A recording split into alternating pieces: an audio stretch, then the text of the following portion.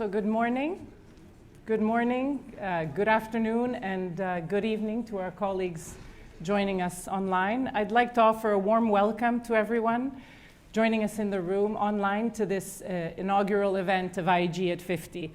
I think we have a very exciting program. My name is Sabine Burnaby. I'm the new Director General for Evaluation. And I have to say that my appointment on August 1st of this year to IEG, I feel very fortunate that my appointment coincides with this impressive milestone, and it really is an opportunity, as we'll discuss later today, to see how we can think about the role of evaluation in the institution and how it can be even more useful for the World Bank Group.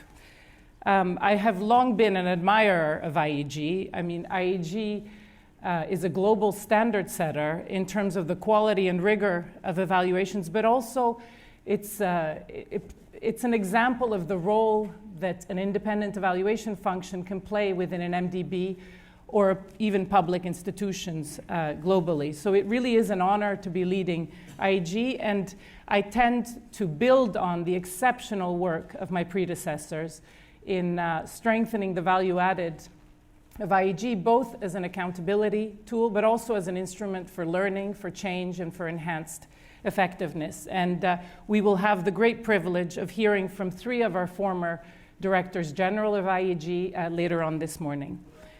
So in the next few minutes, I'd just like to briefly talk about, first of all, the significance of this anniversary for the World Bank Group, the opportunities it presents for a discussion around how IEG might contribute to strengthening the effectiveness of the World Bank in this time of the evolution roadmap, and also the critical role that engagement, quality, and timeliness will play for IEG in this process.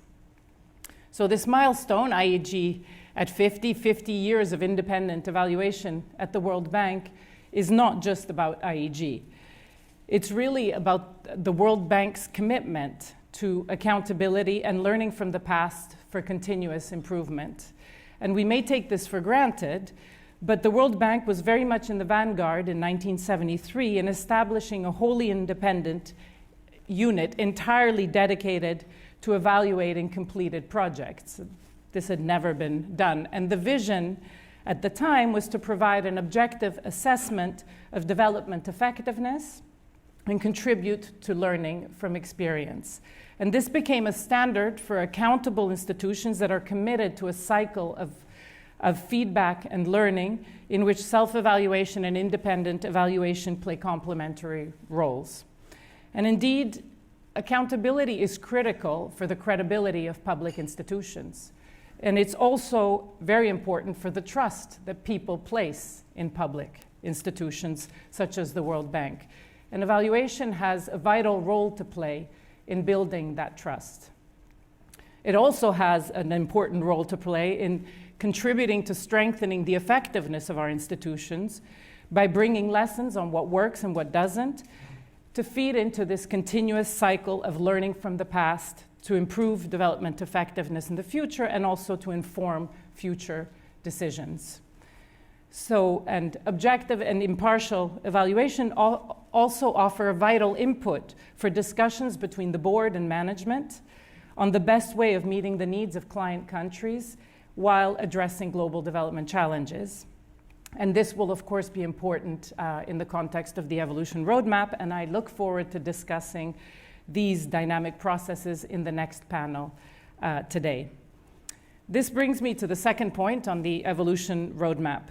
So this 50th anniversary really comes at a critical point for the World Bank as it's thinking about adopting a new mission, new vision, backed by a new operating and financing model in order to be able to meet the evolving needs of its clients as well as the global development challenges.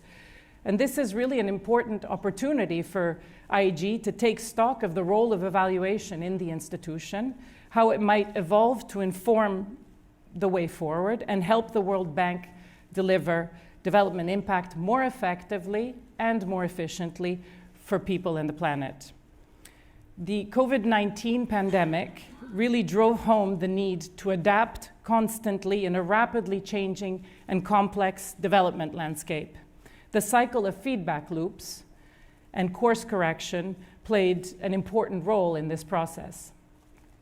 We will have to determine how evaluation can best support the ambition of the new playbook, with evidence on the impact of the new strategies that we will put in place to tackle global development challenges, while staying focused, of course, on the needs of client countries. The evidence will be needed to help identify solutions on what is working in order to inform their scale-up. And IEG will also need to work closely with the World Bank, IFC, and MIGA, while also providing evidence on how they can collaborate more effectively. We need evidence on what contributes to working ever more effectively and efficiently together as one World Bank. And this is critical, of course, to assemble the skills and experience needed, but also to mobilize private and public financing to support countries while addressing global development challenges. So we will have to think about how we monitor and assess the implementation of the evolution roadmap in increasingly difficult circumstances, and how we can put in place feedback loops to inform improvements and guide course correction. So our guest in the last panel today, Dr. Sergio Firpo, Secretary for Monitoring and Evaluation of Public Policies for the Government of Brazil, will share his thoughts on how evaluation can help client needs while addressing global development challenges. World Bank President Ajay Banga has called for a challenge in terms of changing how we measure success, to focus less on the volumes of financing and more on the results and the outcomes and the impact that is achieved with that financing. I look forward to learning the thoughts of our speakers in the first panel on how we can work together to make impact our new measuring stick. Evaluation can certainly play a key role in strengthening outcome orientation. On the one hand, by assessing the outcomes and impacts of World Bank financing and also identifying what works and what doesn't in terms of achieving impact, but also working together with World Bank management to see how we can strengthen the focus on outcomes, for example, by working more with theories of change and setting up strong monitoring and evaluation mechanisms. And I look forward to that discussion. So lastly, before I close, the last point I wanted to make is that to ensure the value and utility of evaluation during this critical period, IEG must continue to provide high-quality work in a timely and user-friendly manner, and to engage with its stakeholders. I intend to listen closely to all our stakeholders, the board, management, operational colleagues, and our client countries, to understand the questions that they're grappling with, so we can design work programs and evaluations that deliver relevant evidence at the right time in forms that are accessible to help answer these questions. Regular engagement allows us to gain a deep and clear understanding of the situation, the context and the constraints of the different stakeholders, so we can produce accurate, balanced, and useful evaluations.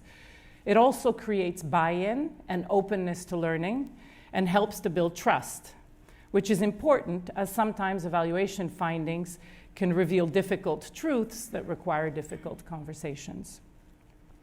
The quality and rigor of our evaluative evidence is and will remain a key ingredient for that trust. Quality is fundamental to credibility. And adopting new technologies, borrowing from new data sources, new methods, both at the project and portfolio level, allows us to triangulate evidence, enhance quality, and paint an ever more nuanced assessment.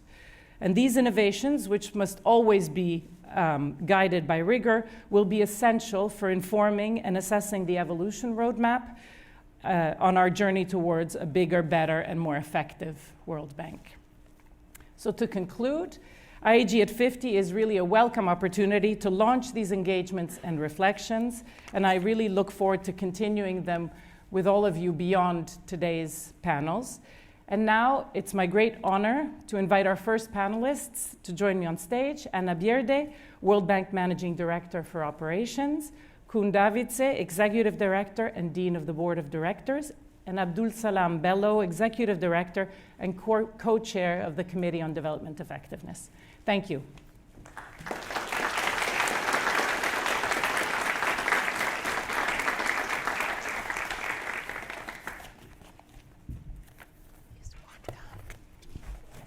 Please go ahead. Okay. Which way? Yeah.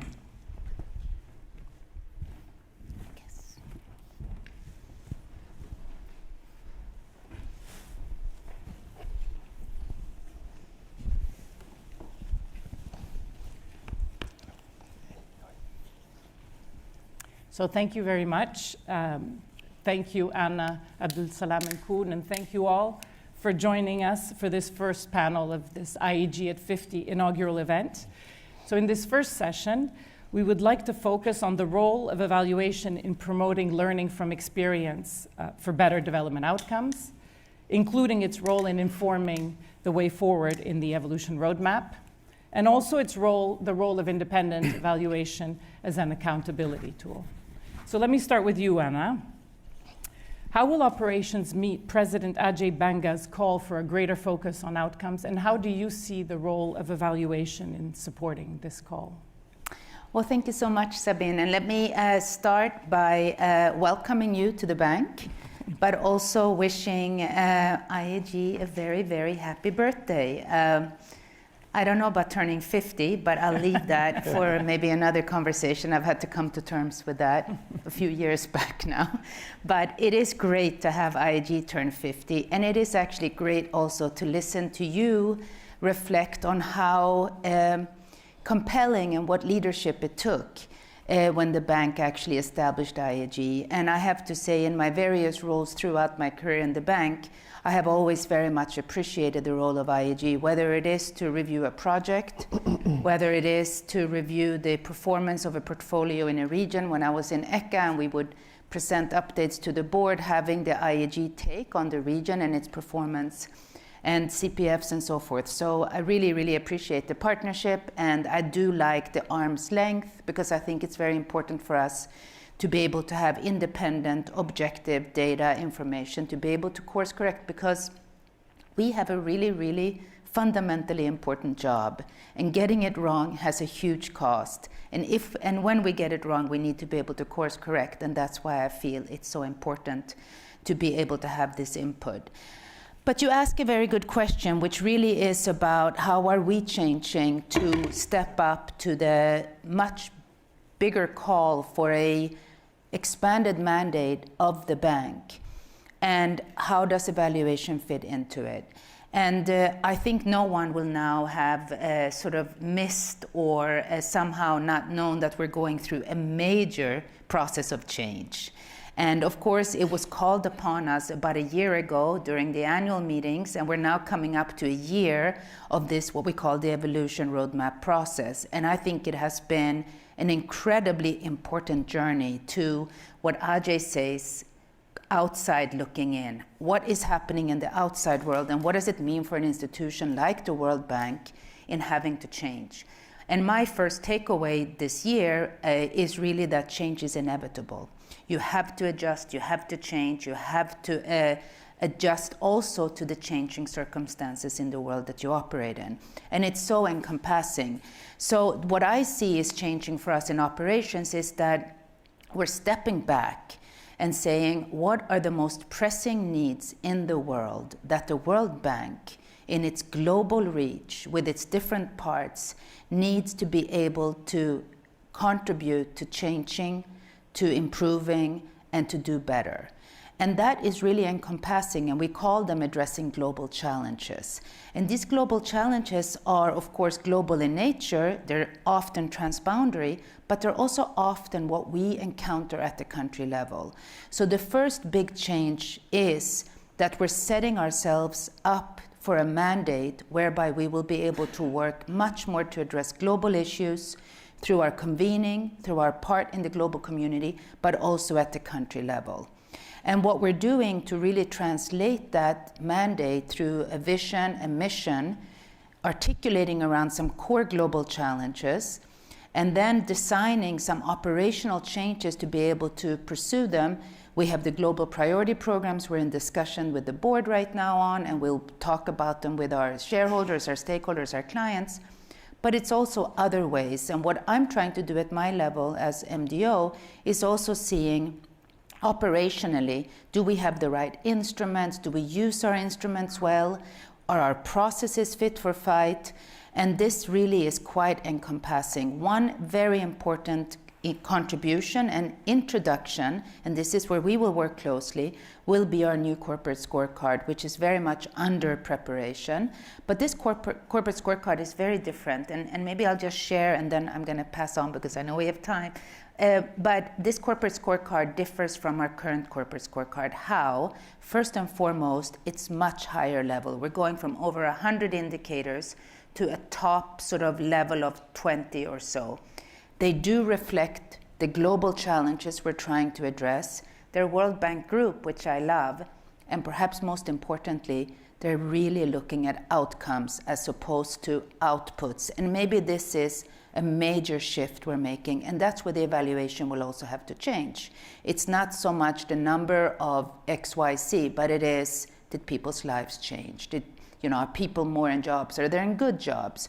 So I think this is where we are both going to have to adjust. But buckle up, the change is happening, it will keep happening, and it's quite exciting actually as a development practitioner to be able to be part both of the design, but also importantly to be able to implement it and with all the partners.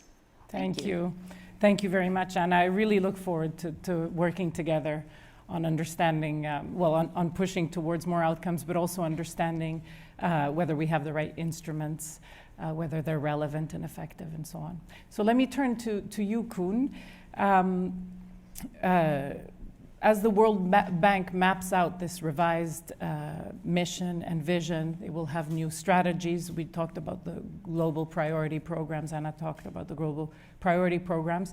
How do you see the role of evaluation in supporting the design? What can we do to support the design of these strategies? Well, thank you very much, Sabine. And I also have to congratulate IEG. I think we've talked a lot of past year about global public goods. I think IEG has actually become a global public good, and I'm serious about it in the sense that it's become not just important to the World Bank, but to the development community. Development resources are scarce. We can only spend them once, and so how we spend them is incredibly important, and that's why the learning and the difficult conversations you were talking about are so important. Congratulations also to you. I was involved in recruiting you, and I'm very happy you said yes. So I wish you good luck, and I have all the faith in your term. I think you'll do great things for the World Bank. I must say that when I saw the emblem of the day, I thought, am I at the wrong conference? Is this the NATO anniversary? But it's, I'm glad I'm at the IEG anniversary, so I made it to the right meeting. In terms of evaluation and the evolution process, I think there's several entry points, and Anna mentioned some of them. There's a greater emphasis on knowledge, a greater emphasis on outcomes, a greater emphasis on partnerships, country systems, and those are all elements where IEG can make a contribution. I think on knowledge, there's a repository of knowledge within IEG, and I think IEG already during the evolution process used that to make contributions on, well, you know, we looked at the evidence. These are some of the points we want to mention on the country engagement model, and that's been incredibly useful. I think also my hope is that with the themes we have now identified for as priority themes, we have a strategy deficit within the World Bank. And it shows because sometimes in evaluations, IEG has to guess what the theory of change was. My hope is that in future we don't have to do that anymore, that the bank will clearly say, this is our theory of change, and that will make evaluation easier, and that will make the conversations with IEG on evaluation and course correction more important and more helpful. And the final point is that IEG, of course, has been involved in building evaluation capacity, and Anna has come in with a strong emphasis on country systems, which we really applaud. And I think there also IEG can basically make that whole by making sure that countries themselves are more aware of what works and what doesn't work. which will put them more in the driver's seat. So I think that emphasis on capacity building, spreading the knowledge that IEG has built up, and spreading the systems that IEG has built up will be incredibly important. Thank you, Koen. That's very inspiring for me and for us going forward to think about these, the different dimensions of how we can, mine the knowledge that we have better and in a more useful manner, and also how we can bring lessons back to countries and help to strengthen that capacity. So let me turn to you now, Abdul Salam. So we've talked about how IEG can support outcome orientation and the evolution roadmap. Could you please share your views on the role of IEG in holding the bank accountable for the implementation of the evolution roadmap? Yes, no, thank you very much, Sabine, and good morning all. And quite difficult to speak after my two predecessors. I think they laid a lot of ground on the role of IEG, the expectation. But before I start, I want also to really mention how pleased we are to have you at the head of IEG. With Koen, we happen to be in that committee that selected you to be chairing this important department for the World Bank Group. So welcome, and we look forward to strong and good collaboration with you. And second thing I want to mention is really the importance of IEG and sharing personal experience. Before joining the World Bank Group, I was working with another institution in the evaluation office, which is Islamic Development Bank. And we really enjoyed at that time the strong partnership collaboration we got from IEG that helped really transform structurally that office into a full-fledged evaluation department with a clear definition of roles, but also independence within the organization. So those are the kind of the outcome we really appreciate, looking forward on what is the IEG role, impact when we talk about partnership, but also, I will not say legacy because it's still an ongoing process. Then to come back to your question, contemplating the evolution roadmap, looking at it on the perspective of our constituent countries, but also being member of the CODI. Importance of knowledge, definitely. What works, what does not work. But what we're contemplating as well is not only what works, but how that works, the engineering behind what works, how we share also the best or the good practices, and how we can translate them or transpose them into other countries' realities going forward. This is one of the dimensions we are looking at. The second is when we do an assessment today on the role of the MDBs, we look at three tests that MDBs are facing. One is a test of identity, what the MDBs are doing, what is their role. The second is a test of legitimacy. Are they relevant today? Are they fit to purpose? Fit to purpose is exactly the question we try to answer in the evolution roadmap. Then third, the test of performance. Therefore, its relevance, its impact. Talking to my constituent countries, some leaders, I got some question. What is the impact of the World Bank in my country over the last 50 years? Exactly in the anniversary of IEG. Those are the kind of hard questions we got, and for which also we need to address, looking at these three tests I've been mentioning. Therefore, IEG will have a much stronger role in this in the evolution roadmap on the knowledge, the how, the know-how, but also translating the knowledge into policy, into operations, into delivery, into impact, but also on the other hand, on the accountability, meaning that work with the accountability toward the institution, the board, but also accountability on the operation vis-a-vis the other stakeholders in the country, should be the parliament, the CSOs, etc. We believe that there is interconnection that needs to be done there.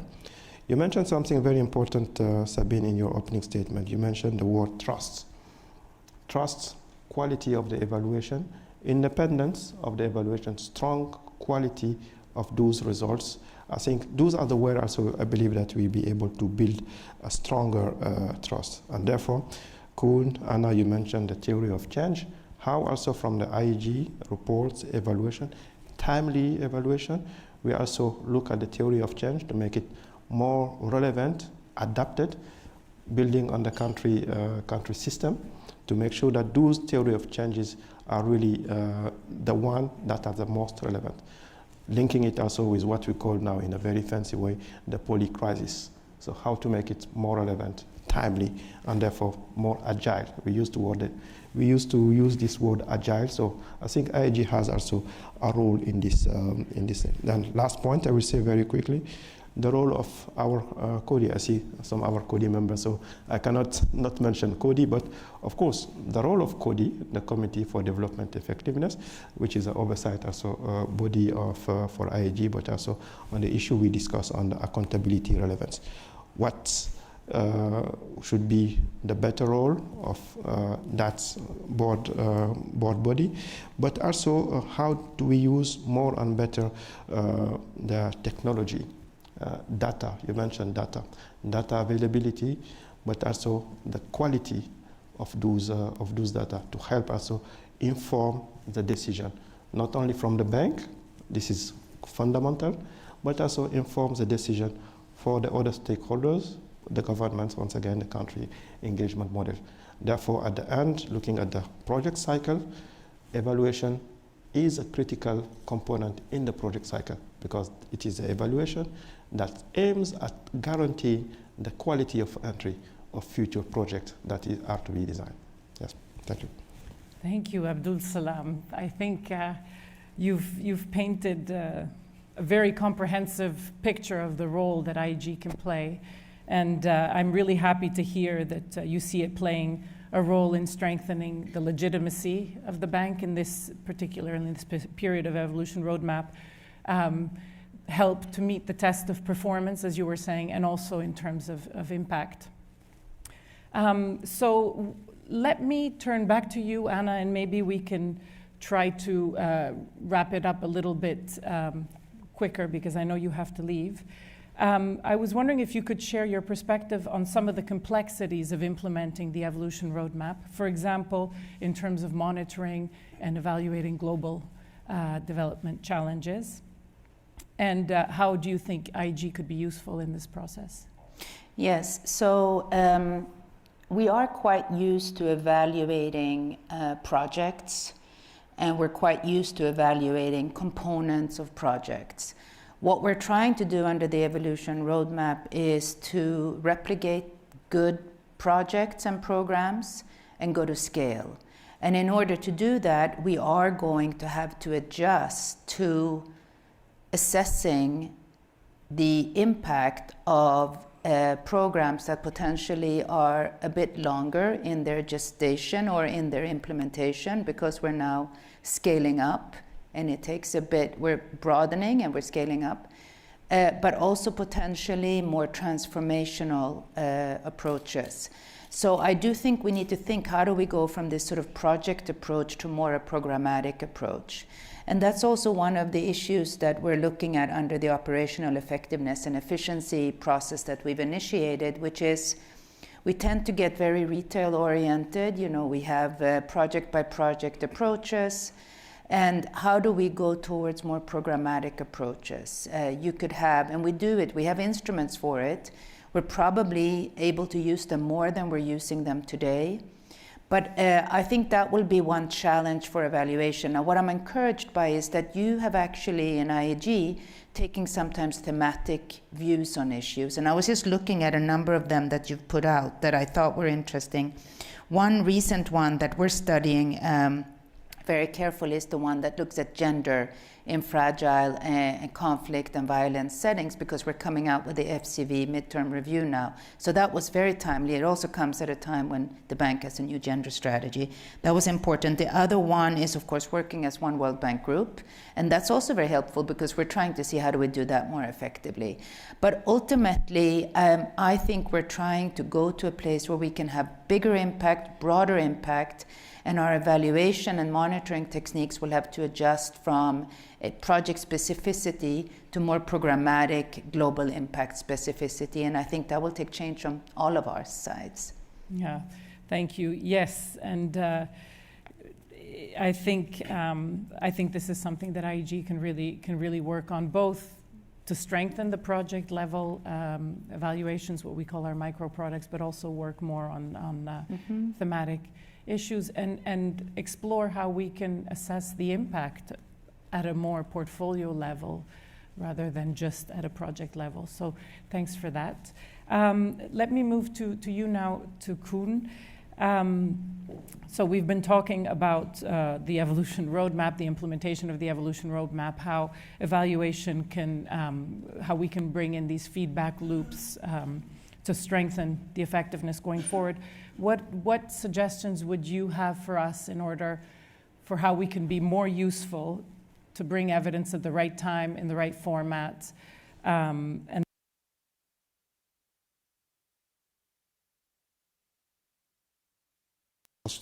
Yes, we're back. Following up on what Anna said, well, first of all, we want it today. We want it today and well considered and everything, and so we always want the impossible. But having information sooner is incredibly important. So perfection can be the enemy here of relevance. Pointing to what Abdul Salam said and what Anna also said, you know, if you work more programmatically, it might make more time, and if you basically evaluate at the end of a program that involves multiple countries, you're creating a tombstone, you're not creating lessons. So it's incredibly important to basically work more thematically, so not country by country by country, but cross-cutting, and to work more just in time.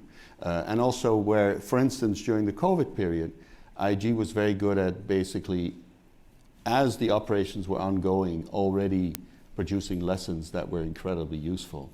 So I think not waiting until the end, the final bow of management, but basically in between providing those lessons is going to be incredibly important. I fully agree with Anna that basically through these programmatic approaches, it will be important that we stress our contribution to the greater good, our contribution to the SDGs, our contribution to the climate goals. And for that, it is also incredibly important that we have more evaluations just in time, more evaluations in between, more course corrections. For instance, now we're looking at the midterm review indeed of the Fragile States strategy, where there's this excellent report on women and women's rights in fragile states. But this is also incredibly important because the world is moving at a terrible pace. There's things happening. And so once again, waiting until the very end is not going to help us. So I think just in time, more thematically, also more in partnership probably with others, because these are bigger contributions where we work in partnership with others. I think those are important elements for the future. Thank you. Thank you, Koen. Yes, and it's a question, thank you for raising this, it's a question of trying to balance the need for just-in-time evidence for course correction while also keeping an eye on the longer term and making sure that we also evaluate longer-term strategies. But I like your expression about not being a tombstone and being a source of lessons. I think that's a good reminder. So let me now turn to you for one final question, Abdul Salam. As you know, part of the history of independent evaluation at the World Bank has been to strengthen evaluation capacity in countries. And how important is this going to be going forward in your view, and what do you believe is the best way of supporting it? Yes, we have been a strong voice, if I can use that term, on really capacity building across the bank or the World Bank Group, including on the evaluation side, contemplating on this after what I said, especially looking at the project cycle, importance of quality of entry, but then also on the accountability, linking it also with what we have been discussing on the fragility. The issue of accountability, even in the countries, is very critical. Accountability, transparency, how it helps, supports also governance. Those issues are really fundamental. So we know that in our constituent countries there is a lot of demand, appetite to build capacity, in particular of evaluation, that will help also countries develop good, sound strategy, public policy, but also monitoring and evaluation. One of the components is the data. And on data, I think we have a lot still to do on that side, and I mentioned it earlier, data availability, but also quality of the data. How we work more better on the country system, on the regional institution, but also looking at the bank activities on data collection, partnership also with institutes for statistics, for instance. I think those elements remain really fundamental. But there is an issue also on what kind of methodology we develop with the relevant stakeholders on this independent evaluation, accountability, knowledge going forward. I think this dimension remains very fundamental, but also we know that there is issue still on really paucity of the availability of data, especially when we talk about fragile countries or when we talk about gender, for instance. So we need really to beef up those capacities going forward. But the second, I think, is also how to build more, better partnership. I know that there is, IEG has been leading some partnership, especially with Global Evaluation Initiative. I believe that those kind of initiatives are important, needs to be also scaled up going forward. And then the question I will have is, especially linking it with the evolution roadmap, building on the partnership, country evaluation, country system models, how also IEG, but other component framework partners of the independent evaluation can play a stronger role to help really build the capacity of the other independent or accountability governance system in the relevant countries.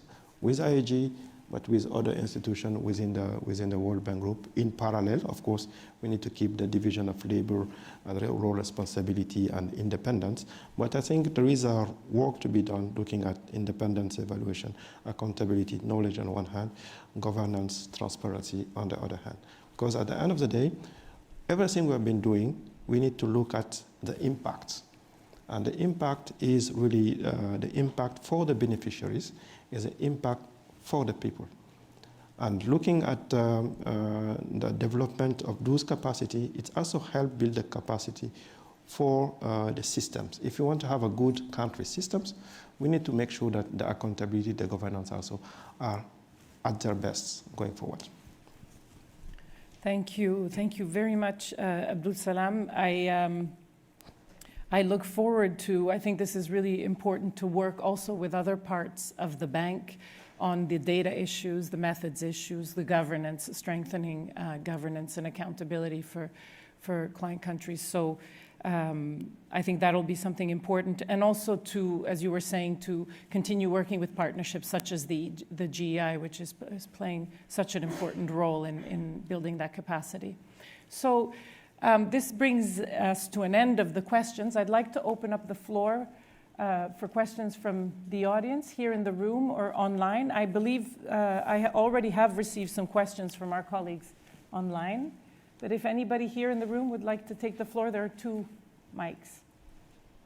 So maybe while you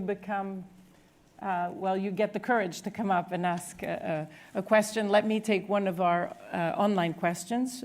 Maybe starting with you, Anna. Actually, very interesting question.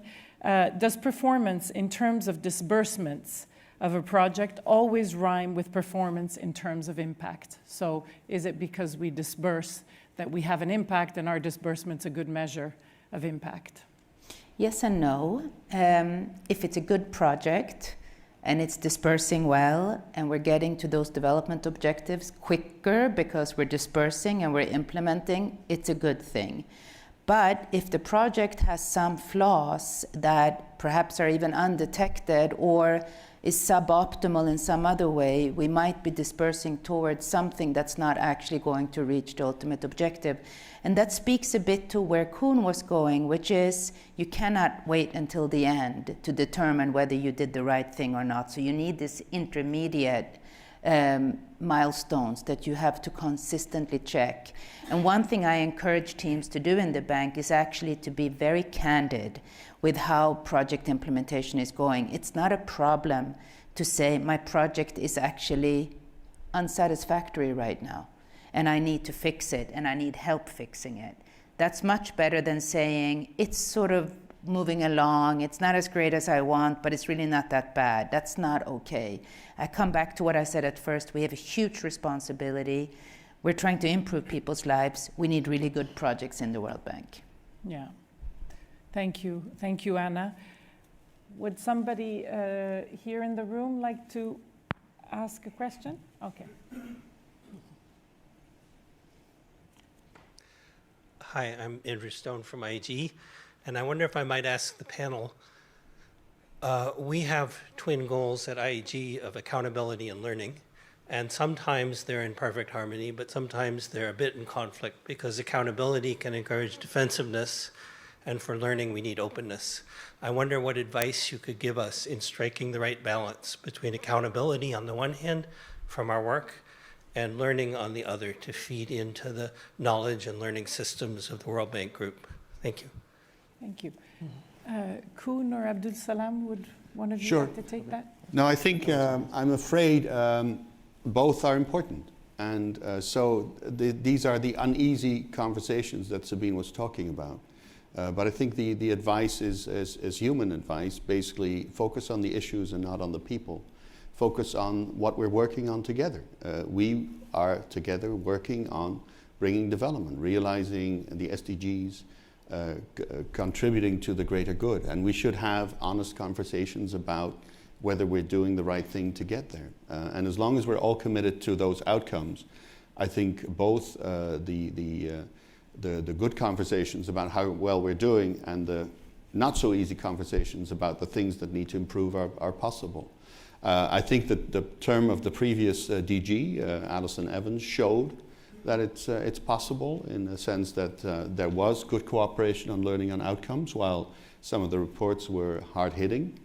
But the reports were also fair, and the reports were also pointing in a certain direction. I remember the report, excellent report by IEG on knowledge flows, and the report on partnerships, where basically IEG said, well, you know, you could go in this direction. I was at the bank before, and there were more contentious relationships between IEG and management. And so, yeah, it's a question of treating each other fairly and respectfully, but having that honest conversation. Because as Anna said, if a project is not doing well, or if a program is not delivering, nobody's going to benefit. Staff is not going to benefit, IEG is not going to benefit, but most of all, beneficiaries are not going to benefit. So those difficult conversations are to the benefit of all. And as long as they're open and respectful, I think they should be held. Thank you. Thank you very much, Koen. Abdul Salam? Yes, maybe I want to add a couple of things here. Yes, accountability and knowledge. We should not see that as a mutually exclusive dimension, but exactly like Koen mentioned, they are fitting to one purpose. It is a result, the development impact at the end for the beneficiaries. And the importance of accountability, we are all accountable at any extent. I mean, should you be a board member, person in the management, whatever the function, the accountability remains important. And as a leading development institution, we also, it is important for the World Bank Group also to be very strong on the accountability, and therefore in the dialogue, in the partnership with the other stakeholders to make sure that this dimension remains fundamental without excluding the knowledge component. And from the accountability, we draw lessons. Those are the knowledge. And how from those lessons also we help also create a better institution. In the World Bank Evolution Roadmap, we say bigger bank, better bank. But in the better bank, the knowledge and accountability will and remain fundamental in this agenda. So I think we may need to be sometimes quite humble about accountability, because we are all accountable to what we have been doing. Our governors is exactly in the same room. In the development committees, they ask what the bank is doing, what is its relevance, its impact. So the accountability remains fundamental, especially if you look at the three tests, once again, we've been talking about. But it shouldn't be accountability versus knowledge, or knowledge versus accountability. We have to look at these two components as working in sync, actually. Thank you, Abdul Salam. Did you want to add something on that, Anna? No. I think they've said it really well. Yeah. Yes, please. Mark Goldsmith, Inspection Panel. You've talked interestingly about this sort of dual accountability and learning. And obviously, the key thing for the learning is really, as Anna says, somebody to sort of put their hand up and go, things are not going so well. It's easy to say. Practically, that can be very challenging. How do you think we can create a culture where people feel okay to go, things are not going so well, come and have a look, let's have some learning, I'm okay with the accountability? Thank you. Very good question. I think I'll Yeah. hand that over Thank to you. you. Thank you. Very, very good question. And it ties into the previous two questions.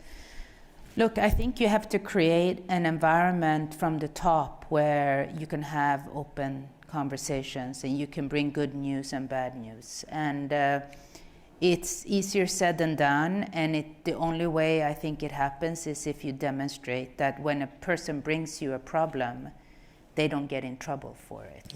Instead, you enter into a constructive discussion of, okay, what do we need to do next? And I remember being a young TTL in this institution, and someone told me something that has stayed with me forever, and I pass it on. When you share a problem with someone, it also becomes their problem. Yes. And what that means is that now you have more brains around the table to actually try to resolve it. So I always tell people that, share problems with me. I now have that problem. I might share it with someone. Then it's also, so I think we need to create that environment that it's okay. How can we not have problems with the kind of work that we do? So if we didn't have problems, I would actually think we're not doing the right type of things. We're probably not taking enough risk, frankly, because you have to take some risk to get some results. And we're not learning, because what do you learn the most from? You actually learn the most from when things are particularly difficult. So it actually is my job to create that environment. It's your job as managers, as staff, as colleagues to also create that open space. Thank you. I'm very happy to hear those words, I have to say. Yes, please. We have two, so just one at a time. It's okay. Yeah. Thank you very much. Thank you for a very good and interesting conversation this morning. How is this focus on results, on monitoring and evaluation coming up against the prevailing approval culture that we have within the bank?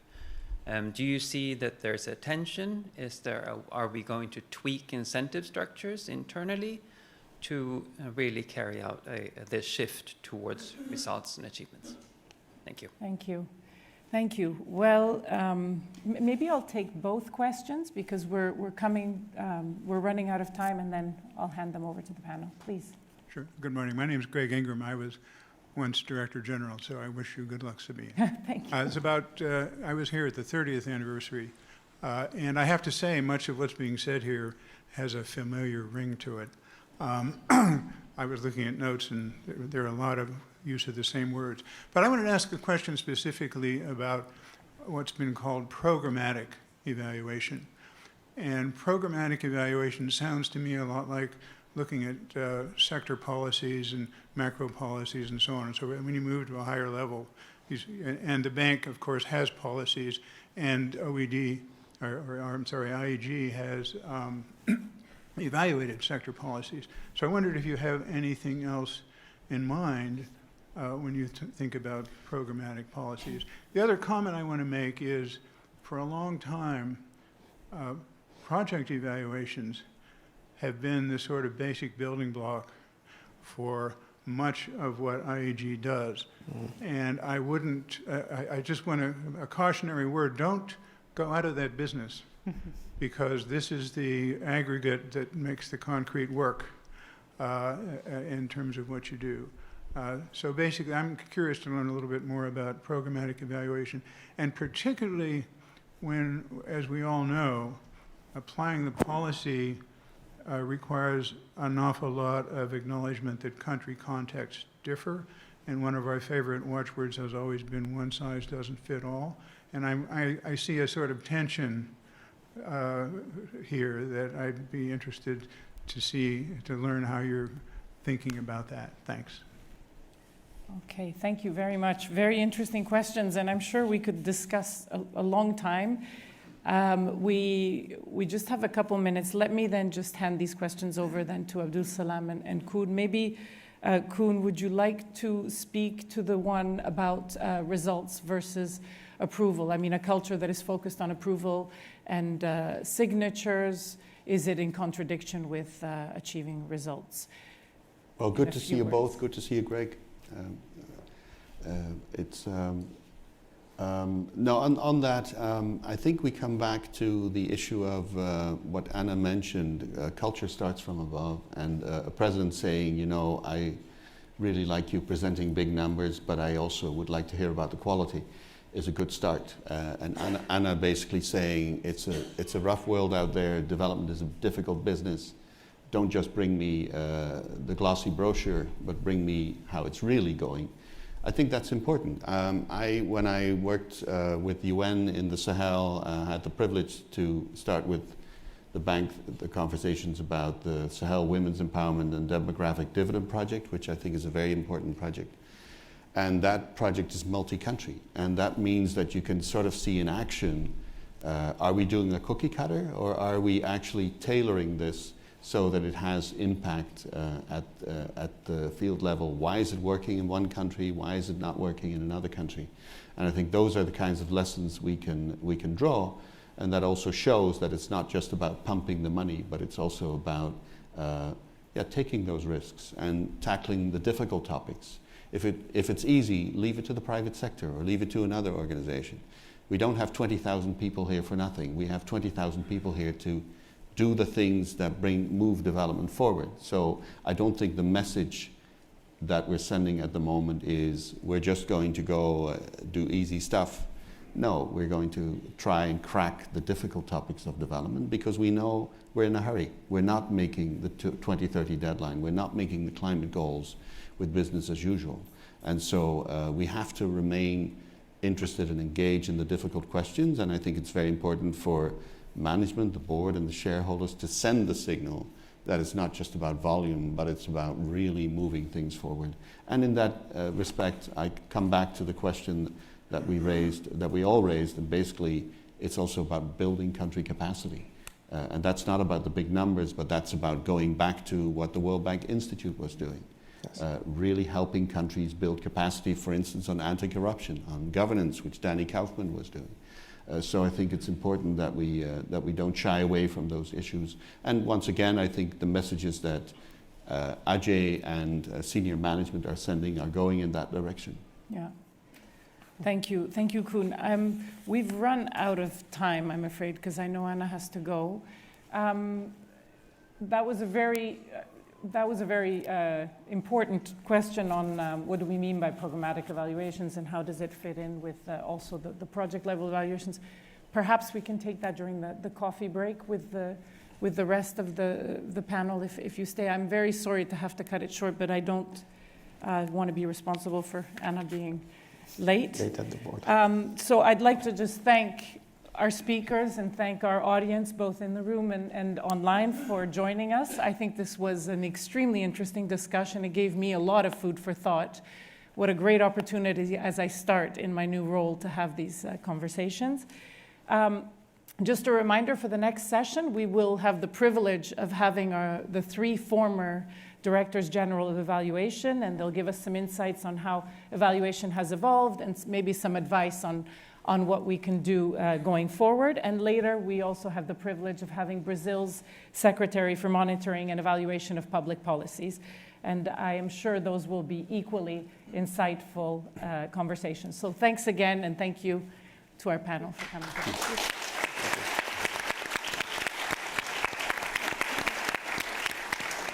And now, I'd like to invite you for coffee. We have a 15-minute coffee break. Okay.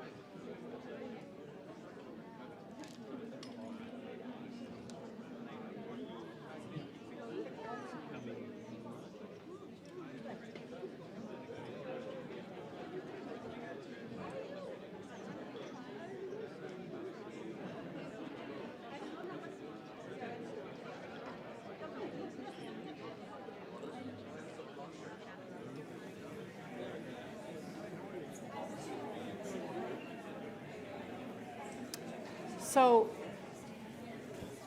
welcome back, everybody.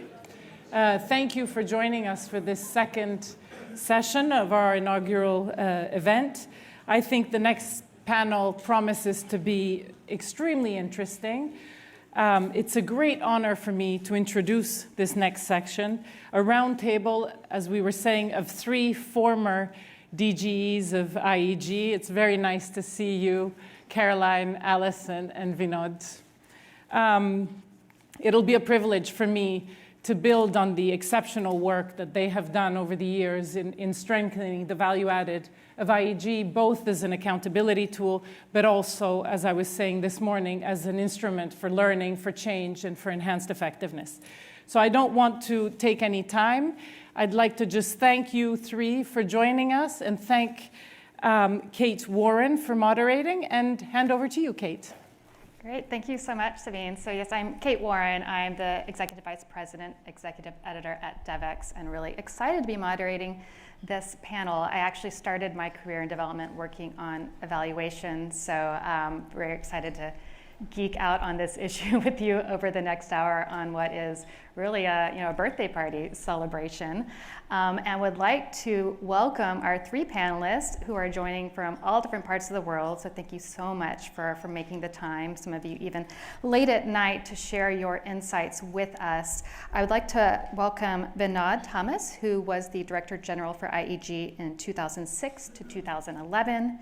We have Caroline Hyder, who served from 2011 to 2018, and Alison Evans, who most recently served from 2019 to 2023. So we are very fortunate to have all of these great evaluation minds with us today. I will say we will have some time for some audience Q&A a little later in the session. So if you do have questions, jot those down, and we'll try to get to as many as we can. Those of you who are joining us online, thank you so much for also being here. You can submit questions, and we do have a team that is on standby to try to help address those. Thank you to those of you who submitted some questions in advance. We'll also try to get to those as well.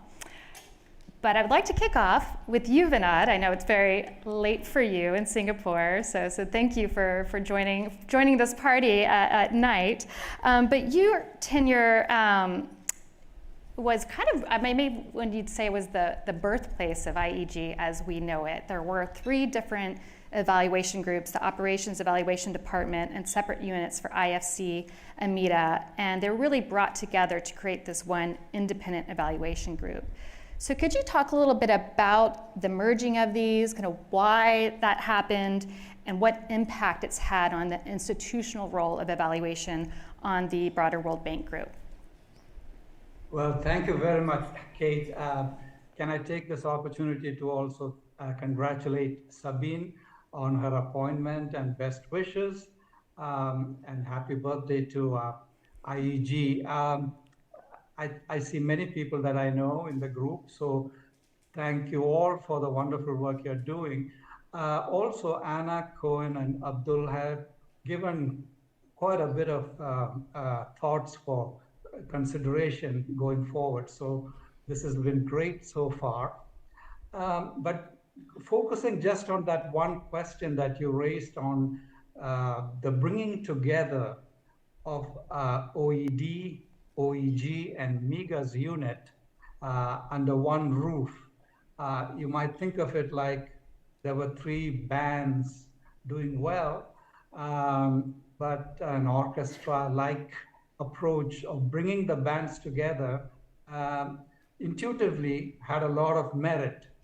And leading up to that, I wanted to mention Bob Picciotto, the former Director General, who had done some really incredible work.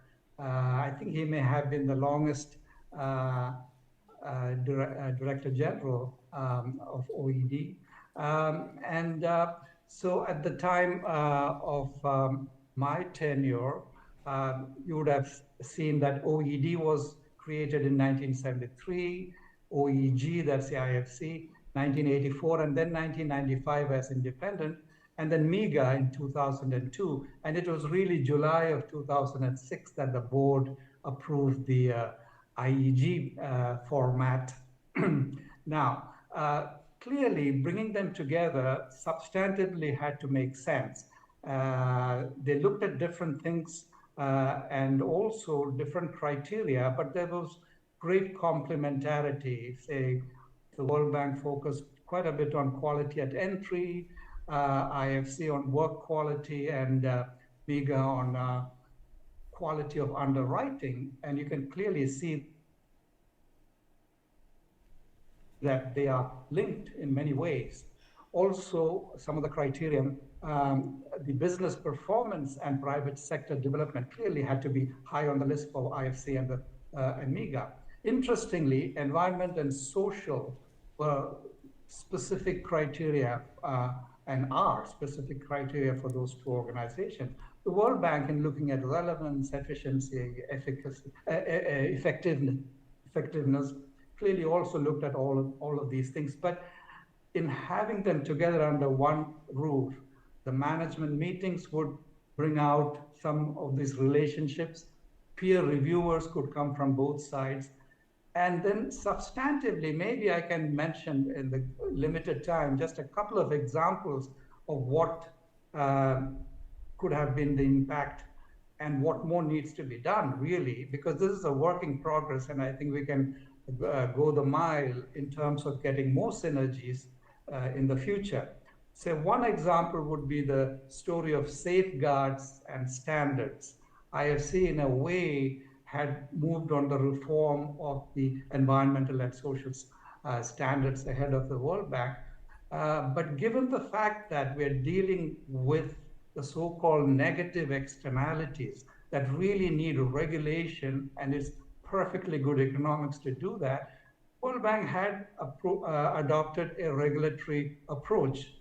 At the same time, can we get some greater advantage in a more flexible approach a la IFC? And as I said, IFC was looking at the effects of the environment and the social in their criteria anyway. So bringing those two together, the reforms at the World Bank benefited from the fact that IFC and MEGA have been looking at safeguards in a slightly different way. And I think we still can improve on that whole storyline. Just one more example, human development, education. The World Bank issued IEG issued a very interesting report on the fact that access to education had really improved a lot, but the quality was really the key point. And here, IFC's experience on the private sector, both the promise but also challenges of getting private sector to play a role in education came handy in terms of enriching the World Bank's approaches to improving quality. I'll just name a couple of other examples. The financial crisis, maybe we'll turn to that later. Of course, the three organizations really had a lot to say that are complementary on that. and also country evaluations. I think that's where, in a way, whether it is in my time Morocco or Mozambique or Brazil, can you imagine doing a country evaluation of just the public sector side or just the private sector side? It's really the whole thing that makes the difference and make the needle move. So those reports you will see. One report I would mention that is probably worth looking at in summarizing the storyline would be the 2011 annual report from IEG. Thank you. Great, thank you. And Vinod, you really emphasize the impact of learning in past evaluations. And in the previous session, there was a lot of discussion around kind of the tension and balance between accountability and learning. So Caroline, this question is going to be for you. There were several questions earlier even from the audience about how accountability can create more a sense of defensiveness, whereas learning definitely more creates openness. But there's a dual purpose for evaluation and in both, and a need for both. So what was your approach to managing this balance during your tenure? So first of all, thank you also for inviting me. Congratulations to Sabine, to her new appointment, and all the best of luck. I would like also to echo what Greg Ingram was saying. Listening to the first session, there were lots of themes that continue to reverberate. And it made me smile because I am coming up to my anniversary of 5 years retirement. And so listening to this conversation is maybe a little, it could be a bit frustrating to see that the needle hasn't moved further. Let's put it like this. In terms of this debate about accountability and learning, it is something that has accompanied my entire career, because I've been doing evaluations my entire career long. And so the challenge that existed when I joined IEG was that, and here I'm reflecting the perception of the World Bank Group management rather than saying that it was like that, but they felt that IEG was out to get them, to make a big splash, have big news stories, and sort of like try to gain attention, rather than sort of looking at IEG as a source of an independent, well-balanced, credible, high-quality evaluation product. So we had a dual track in terms of investing heavily into new methodologies, creating the methods unit in order to raise the bar on the credibility side, and at the same time also investing heavily into the learning side by thinking about how do we package products, how do we communicate them, how do we remodel our website so that people can find information more easily. And we had also, and I don't know whether that continued, we had some interactive processes where there was much more engagement, which people appreciated across the institutions, because they had felt that sometimes IEG people had arrived and sort of were like, how to put this, they were not open to listening, they were not open to receiving feedback in return, which of course makes it more difficult when you are trying to assess something. And so we invested in some aspects of that nature, which I think were well received and changed a little bit the dynamic. However, I have to also say that the dynamic was, and that sort of ties in a little bit with the culture that was mentioned in the previous session, where inside the World Bank Group, it was very difficult, and what it sounds like it might still be the case, difficult to admit failure. And so there was a heavy emphasis on how can we show that IEG has gotten it wrong, rather than say, you guys have a point, let's talk about how can we change that. And that, of course, is a big challenge, especially and we heard some of the board members say, you know, that they oversee IEG, and they absolutely do, and they play an extremely important role in doing that. But it is the board to hold management accountable. And I felt, especially in the later years, that especially the CODI focused on how to not only exercise oversight, but how to control IEG, rather than play that role of being a conduit to take evaluative evidence in order to hold the World Bank Group accountable. So that is a very big and important part in this puzzle of all the different players needing to play their role for the system to work.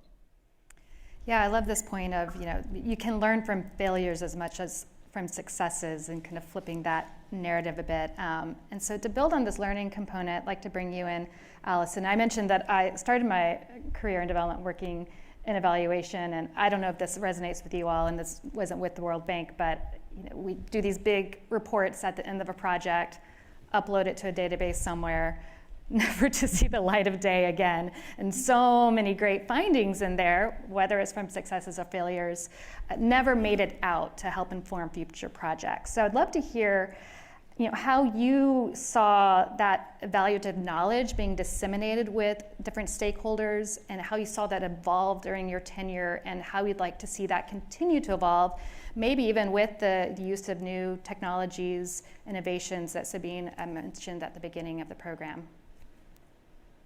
Sure, thanks, Kate. And thank you so much, everyone. It's lovely to be here, and nice to share a panel with Caroline and Vinod. Vinod, as you said, and I'm sure as Caroline also feels, and Greg's in the room, you know, we're all here celebrating independent evaluation at 50, in large part because of the work of the foundational work, really, of Bob Picciotto and others who really set the course for independent evaluation in the World Bank Group. And we owe him an enormous debt, I think, and I just want that recognized today. So to your question, Kate, look, I mean, I'd been in the bank in the mid to late 90s, and coming back in 2019 as DGE, it was really interesting to see, you know, how much had changed about the sort of internal environment, but also how much hadn't, and also just, you know, where the development challenges of the time were going, and to really try to think about this issue of how we position evaluation knowledge in the context of this rather different kind of landscape. And I was very aware that my predecessors, Caroline and Vinod, had done a lot of work in trying to sort of build up the craft of evaluation, the credibility of evaluation.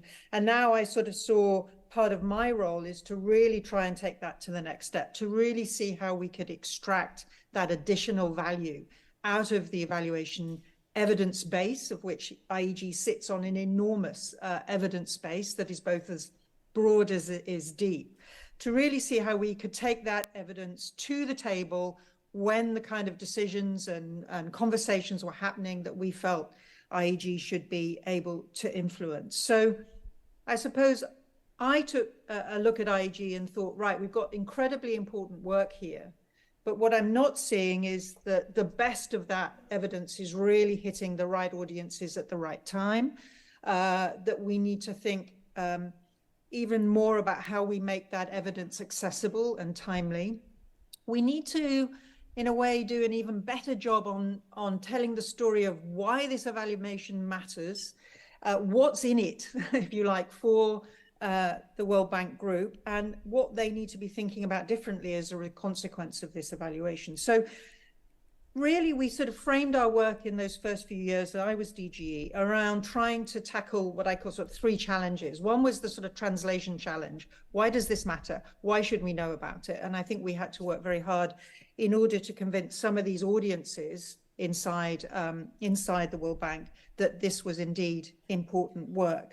Secondly, was around the sort of accessibility, as I've mentioned. Evaluation evidence can be very lumpy, and it was really trying to break it down and make it more accessible and timely through different formats. And Caroline had done quite a lot of innovation in that area, and we continue to try and work on that. But also alignment with the big strategic priorities of the institution. What what was important at what time for whom, and how did we get evaluation evidence into their hands.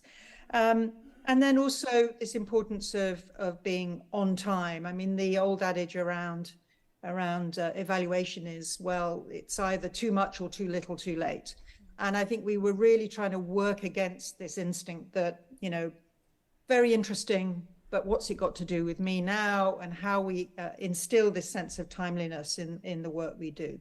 So really it was about trying to frame our work program in terms of touching on the big strategic questions, answering, as Sabine has said, those critical questions on the minds of stakeholders, but also really working hard to tailor evaluation knowledge to get to critical audiences, less of the sort of broadcast model of evaluation dissemination, if you like, where you sort of try and hit all bases at once, and more tailored, more geared towards individual audiences, what they needed to know, why, and when. And I think, you know, we made some progress on that. I think all our client surveys and others suggest that started to move in a good direction. But I continue, and this is my advice to Sabine, you need to continue to work very hard at this, particularly getting the depth in the institutions for people to think about evaluation evidence as part of their day-to-day. And that continues to be, you know, an ongoing challenge, I think. There is within the World Bank Group, and it's true in other multilaterals, a certain degree of what I would call, you know, a sort of going through the motions. Yes, we agree evaluation is important. Yes, we agree we should do more learning, but it's really making it meaningful and really bringing it alive so that actually we move it out of the space of being kind of performative and much more about critical to your day-to-day job. So lots more to do still, but I think we started to move the needle a little bit. Right, yes, I think it's, the previous panel said perfection can be the enemy of relevance. So I want to come back to you, Vinod. You mentioned earlier about the financial crisis, and you were the DG during the 2008 financial crisis. So what were some of the demands placed on the evaluation unit, particularly thinking about this context of, you know, just-in-time information, helping to navigate a crisis while it's happening? How did you respond within the IEG unit to that unique challenge?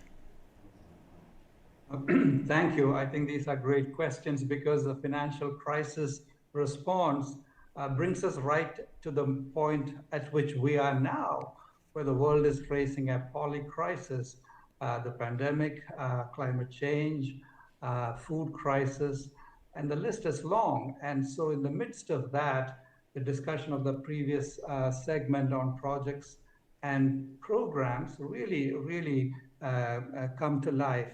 We might come back to that in the discussion period, but specifically on the financial crisis, to do an evaluation in the midst of it has huge benefits.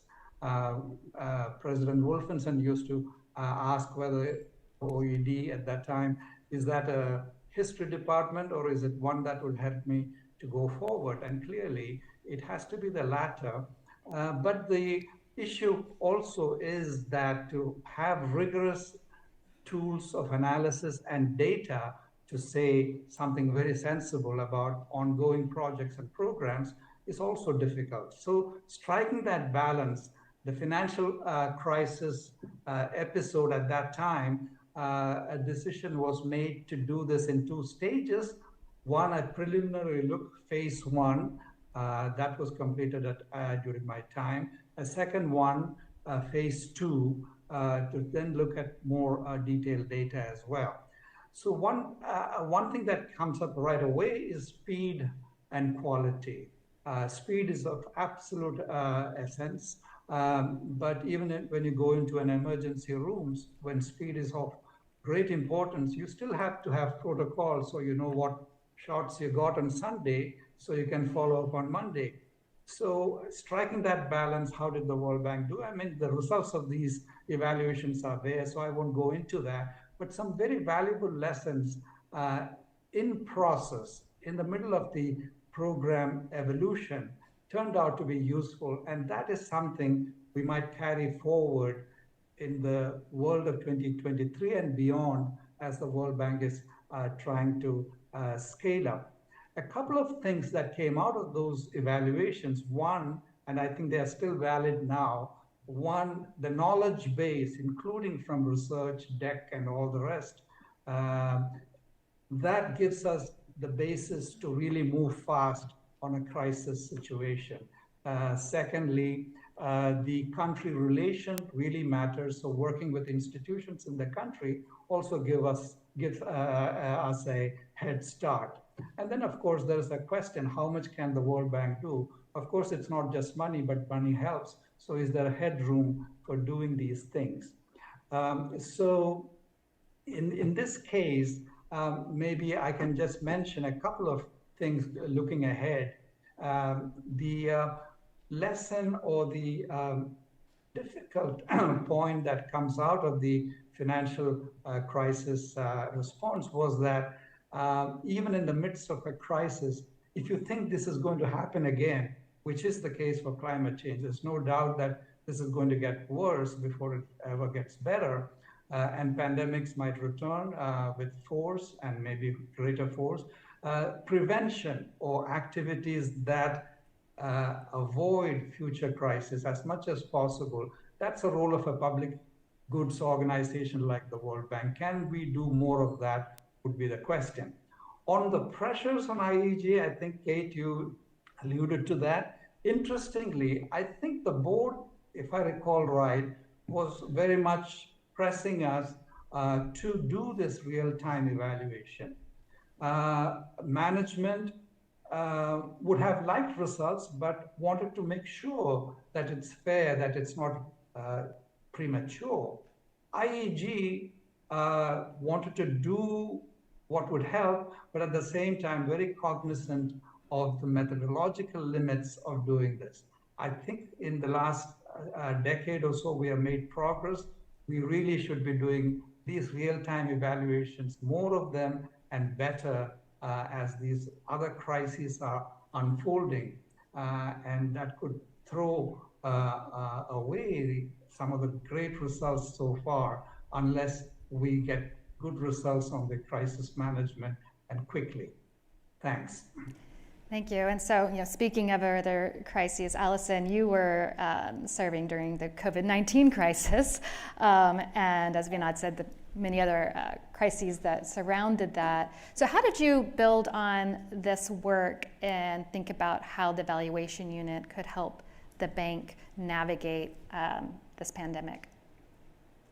Thanks. And actually, I was really interested to listen to Vinod because I think there are incredibly strong parallels with the approach taken around the response to the global financial crisis in 2008. And one of the wonderful things about IEG is its sort of ability to look way back as a way to guide what we do in the present and the future. And I can't stress enough how valuable that is as a foundation for making good decisions within IEG, but also obviously in building high quality evaluations. So yeah, COVID-19, the pandemic, I mean, even though I guess the pandemic or a pandemic of some kind was at the top of everyone's risk register leading up to 2020, it still constituted an enormous shock to the World Bank Group, obviously to clients more than anyone, but also to IEG. We all were grappling in a way to make sense of the implications of the pandemic, and also to think about how we could usefully position IEG's evidence to support the thinking behind the initial response to the pandemic from the World Bank Group, which required us to be literally turning around sort of insight notes based on existing evidence around other public health emergencies within a matter of, a few days. And all credit to my colleagues who are former colleagues now who are in the room who were involved in that exercise of really scrabbling very hard to draw on our knowledge base to see what we could produce, whether it was around past responses on SARS or MERS, on Ebola, public health emergencies that had required the bank to do some things differently, and there were lessons to be learned, and that information became incredibly useful as a way of helping bank colleagues think through how they were framing the response to COVID-19. And we continued doing that kind of sort of insight work, if you like, for a whole number of months in the early phases of the COVID-19 response, because the situation was evolving. There was no moment when, in a sense, figures weren't rising and, and the virus wasn't spreading. So we will continue to try to produce those as a way to bolster some of the response framework that the World Bank Group was putting together. And that covered both the public sector side and the private sector side as well. And then we wanted to codify some of that knowledge. So it went beyond just inside the World Bank Group and built what became known as the COVID-19 Lessons Library, in which we were able to bring together a lot of the internal knowledge inside IEG and beyond, but also provide that as Kun said in his introduction in the panel, as a sort of global public good for others. And it also included some really wonderful reflections from our methods gurus on ways to think about adapting evaluation methodologies to work in the context of a pandemic where we were all remote, travel had stopped. There was a question of whether or not we could continue to use the methods that we were so used to using. And of course, the same question was on the minds of every other evaluator at that time. So we wanted those insights and reflections to be more widely shared. And that lessons library really did become, I think, something of a treasure trove for others who were at that time grappling with how to respond to the pandemic. But very much like during the financial crisis, we ended up pitching a kind of two-stage approach to evaluation. One, what we called early stage evaluation, which wasn't truly real time in the sense of sort of feeding in directly into operations, but was really an early stage evaluation. We did 2 of those around the response. And the idea there was to get learning available early on, so that if course corrections and adaptations needed to be done, there was an evidence base on which some of that could be undertaken. Very similar, Vinod, to your experience. I think there was a lot of enthusiasm from board members and CODI members, a certain amount of caution, I think, from our bank colleagues as to whether or not this would somehow get in the way or somehow throw grit in the wheels, if you like, of the COVID response. But actually, to be fair, I think by working very hard, and the teams worked very hard to make sure that they were not getting in the way of operations, that they weren't crossing the line around what constitutes independent evaluation or not. I think those assessments ended up being incredibly valuable learning experience. And then hopefully, and this will be up to Sabine and colleagues, there will be a late stage or end stage evaluation to look back at the whole pandemic response and to do that deep reflection that will be necessary, I think, probably for the next pandemic when that takes place. I think the final thing to say is that it was remarkable to me, really, just how incredibly adaptable colleagues ended up being in the context of the pandemic. I mean, we all had different experiences in a way, but I take my hat off to everyone inside IEG, but also in the World Bank, for just how quickly they adapted to the way we had to work. But also the sort of general sense that, we don't shut down evaluation because we've got a pandemic. In fact, quite the opposite. There was a real willingness to say, no, we have to keep going, even though this is an all-encompassing shock. This is vital work that needs to endure. And I never had a conversation anywhere, whether it was with board or management, that said, could you just, shut up shop for a few months because we've got a crisis on our hands. There was never any suggestion of that. And I think that's testament to the value that actually is seen in this kind of work.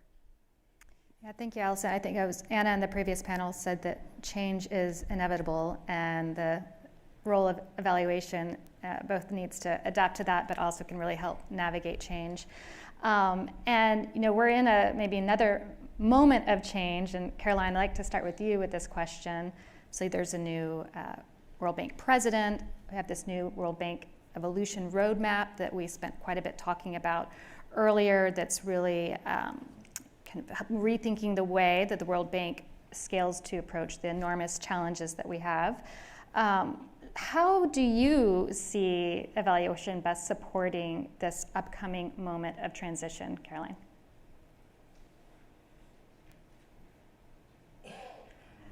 I think you might be muted.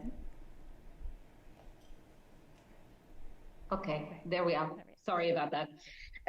Yes, thank you for the question.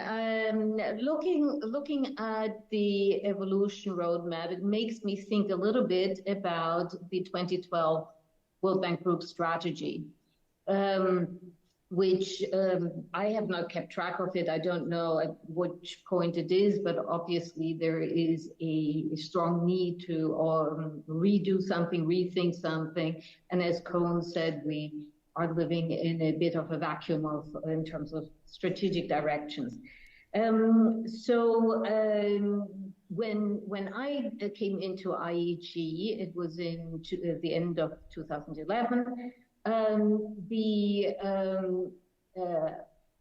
The work program was covering a lot of interesting issues. The second financial crisis evaluation was completed and presented by me to the board. But IEG had not on its radar the 2015 Millennium Development Goals. And so we had not programmed a lot of work by which we could show what the World Bank Group had contributed to the Millennium Development Goals, which are the predecessors of the SDGs.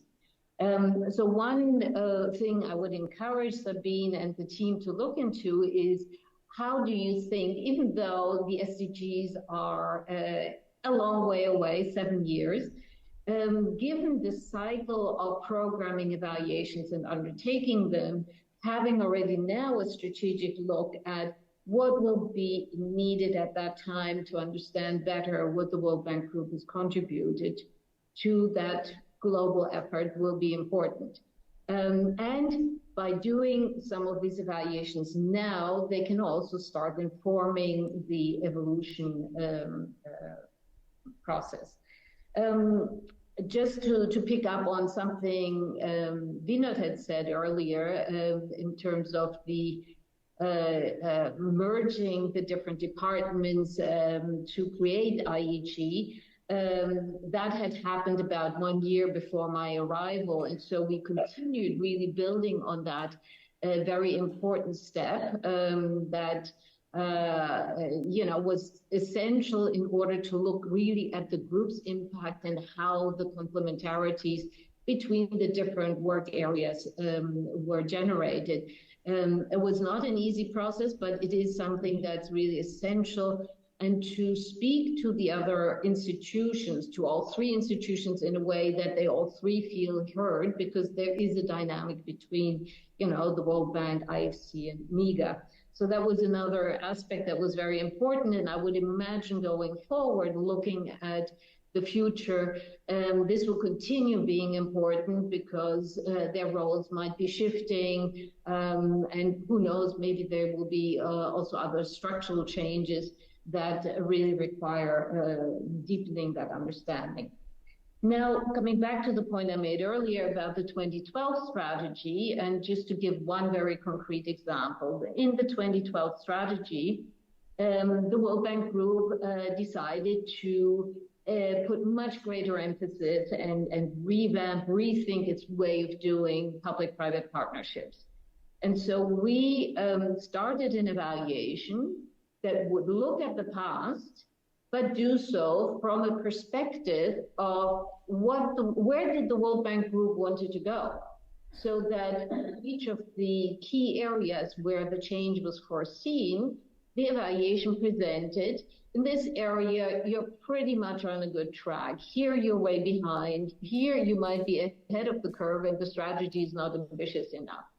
And that type of approach, which is different to the real-time or whatever type of approach, was extremely helpful because it provided a yardstick and helped then the PPP team that was created to think about how can we go forward, what do we need to do in order to hit the mark and deliver on the strategy.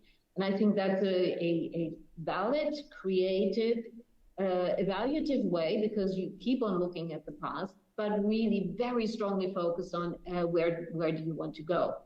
So if this evolution roadmap sets out clear areas where one can understand what is it that they want to change, and then turn that into evaluations, thematic evaluations. I think that would be extremely valuable. Thank you, Caroline. And before we move to the audience Q&A, I would love to get Vinod and Allison's take on this question around how evaluation can help inform the evolution roadmap. I'll start with you, Vinod.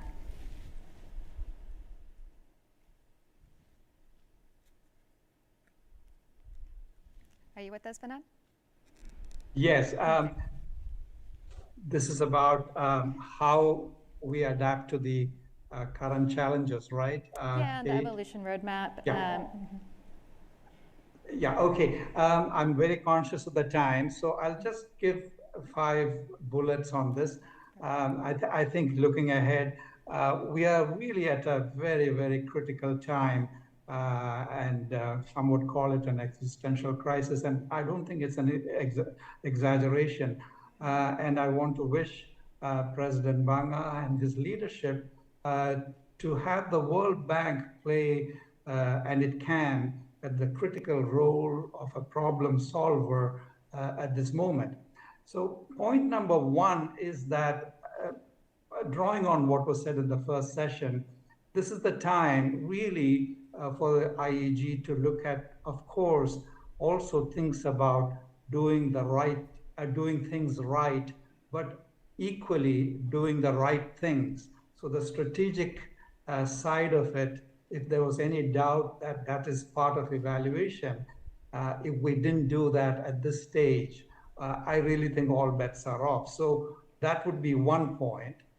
Second, we are looking at risk levels rising in a way we have not seen in a generation, and the list is long.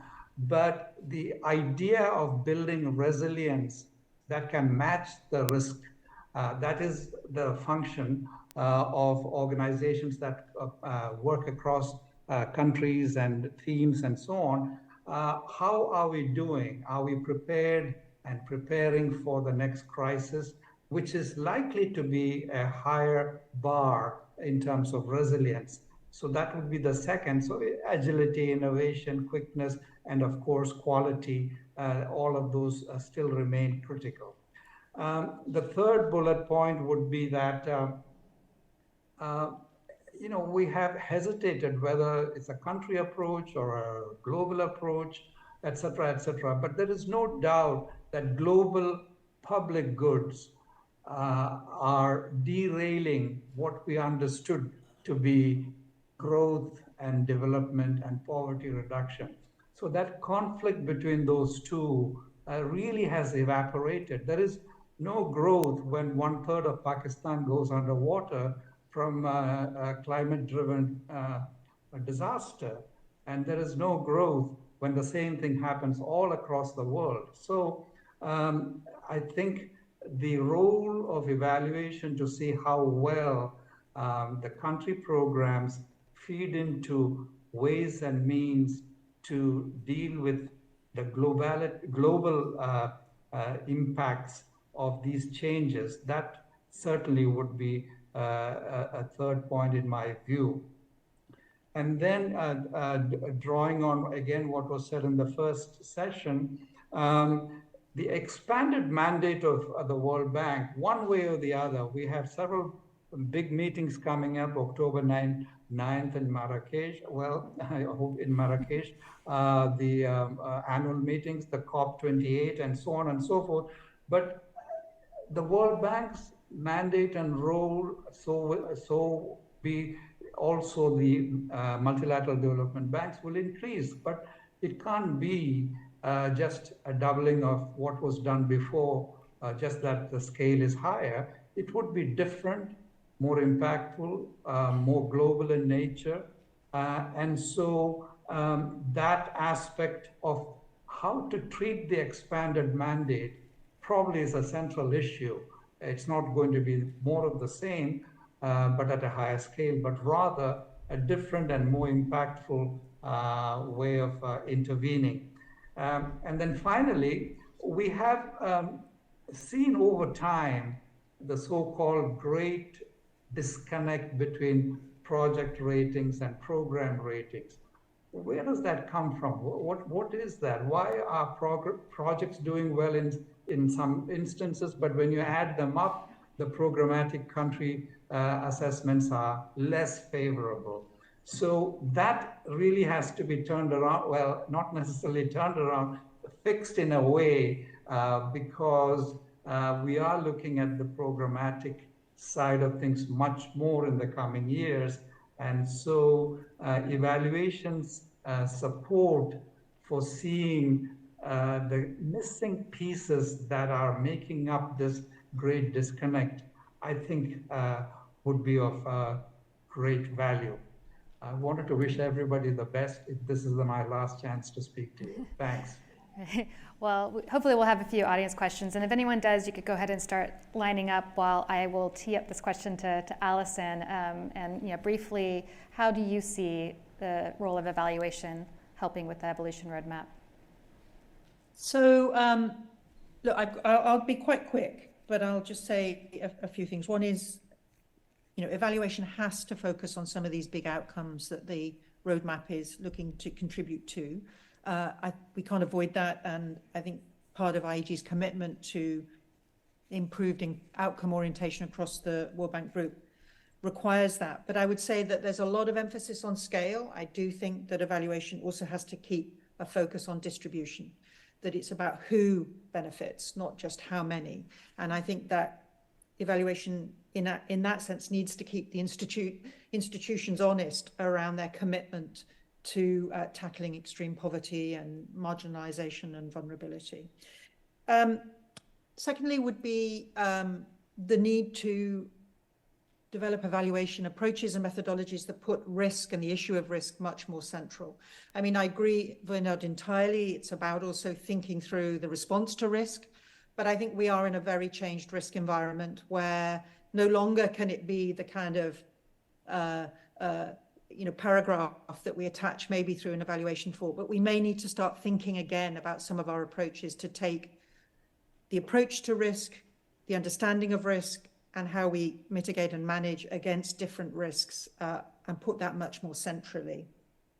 Thirdly, in the spirit of the doing the right things and doing them right, I do think that IEG has a continued role to play, and I think the roadmap is going to put a lot of these issues even more on the agenda in tackling and assessing how the enabling factors are coming together to help the institution deliver on the roadmap. So that is the commitments around cooperation and collaboration. What does that look like? How is it working? Is it delivering? This commitment to blending the country engagement model and work on global challenges much more effectively.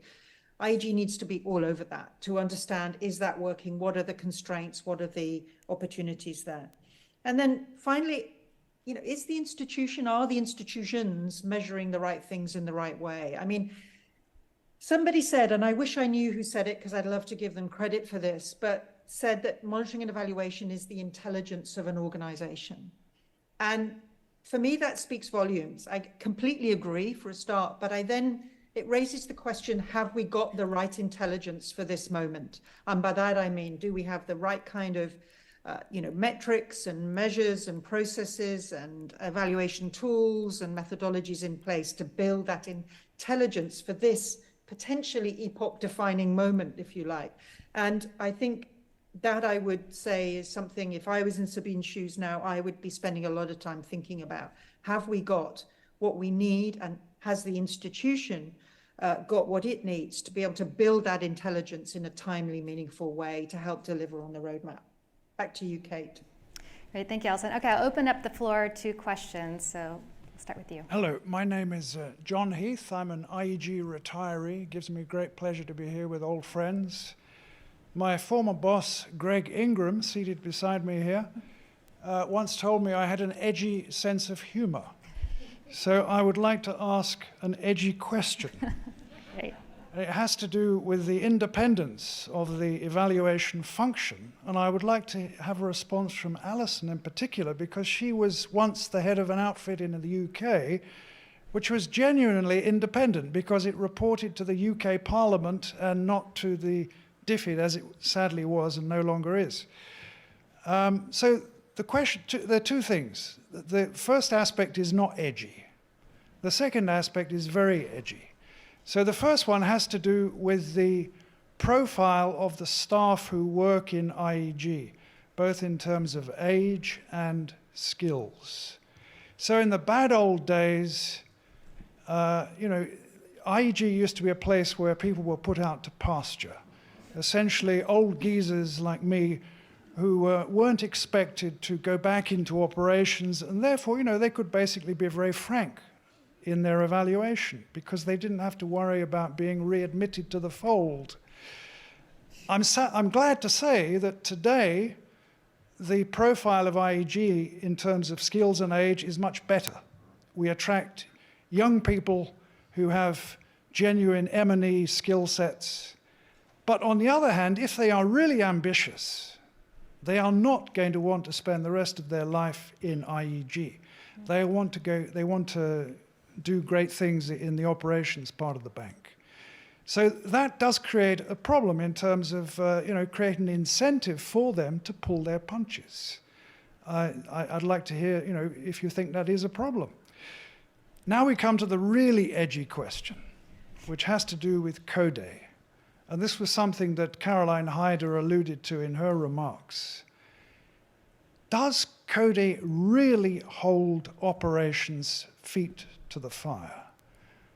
I'm not convinced they do. And I think that's what Caroline was hinting at. I mean, I think there's a big incentive, based on my own observation, when it comes to the presentation of evaluation findings of our big studies, there is a terrible process of watering down, where basically CODE takes the side of operations management, and the findings get, basically watered down, lowest common denominator.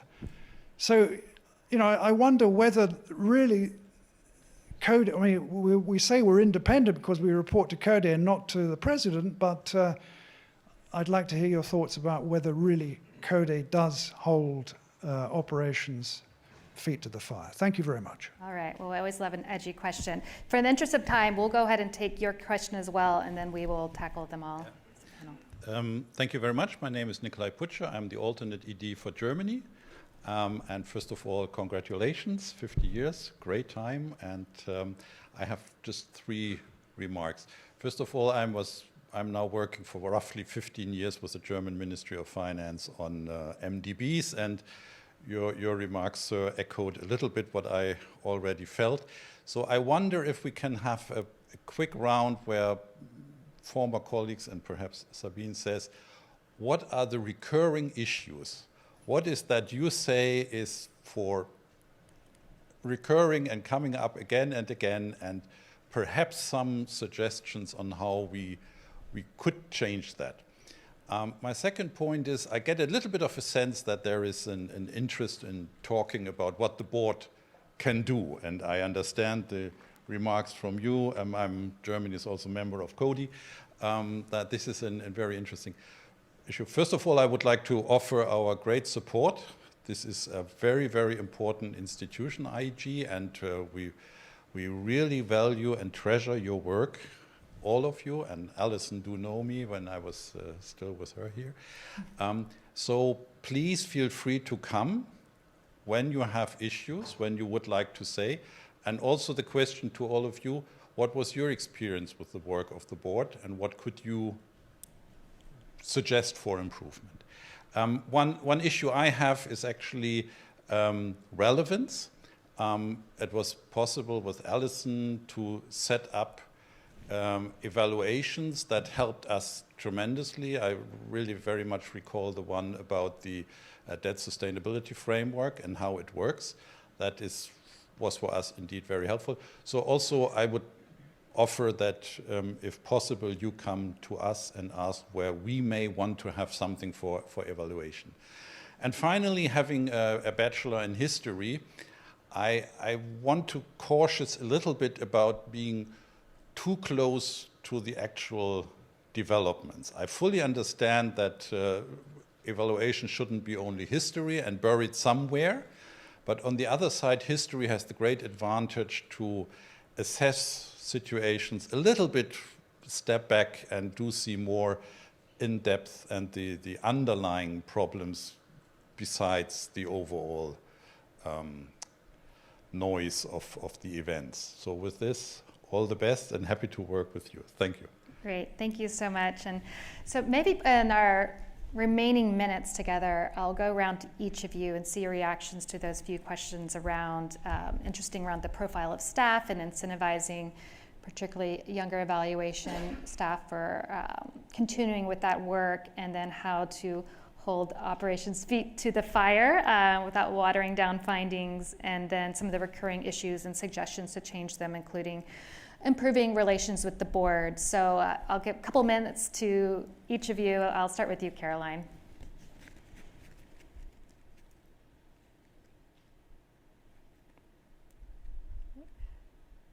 All right, there we are. Sorry, I had a little hiccup.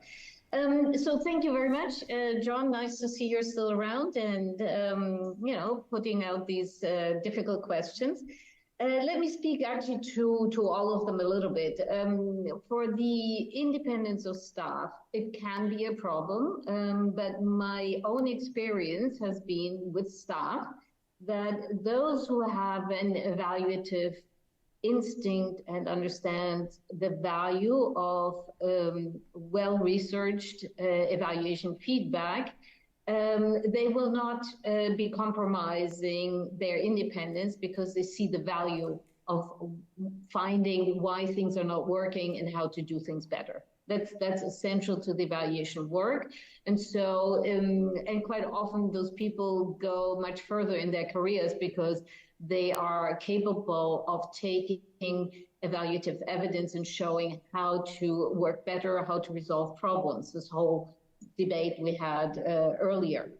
The second question about whether code is holding the institutions accountable, trying to really make them change.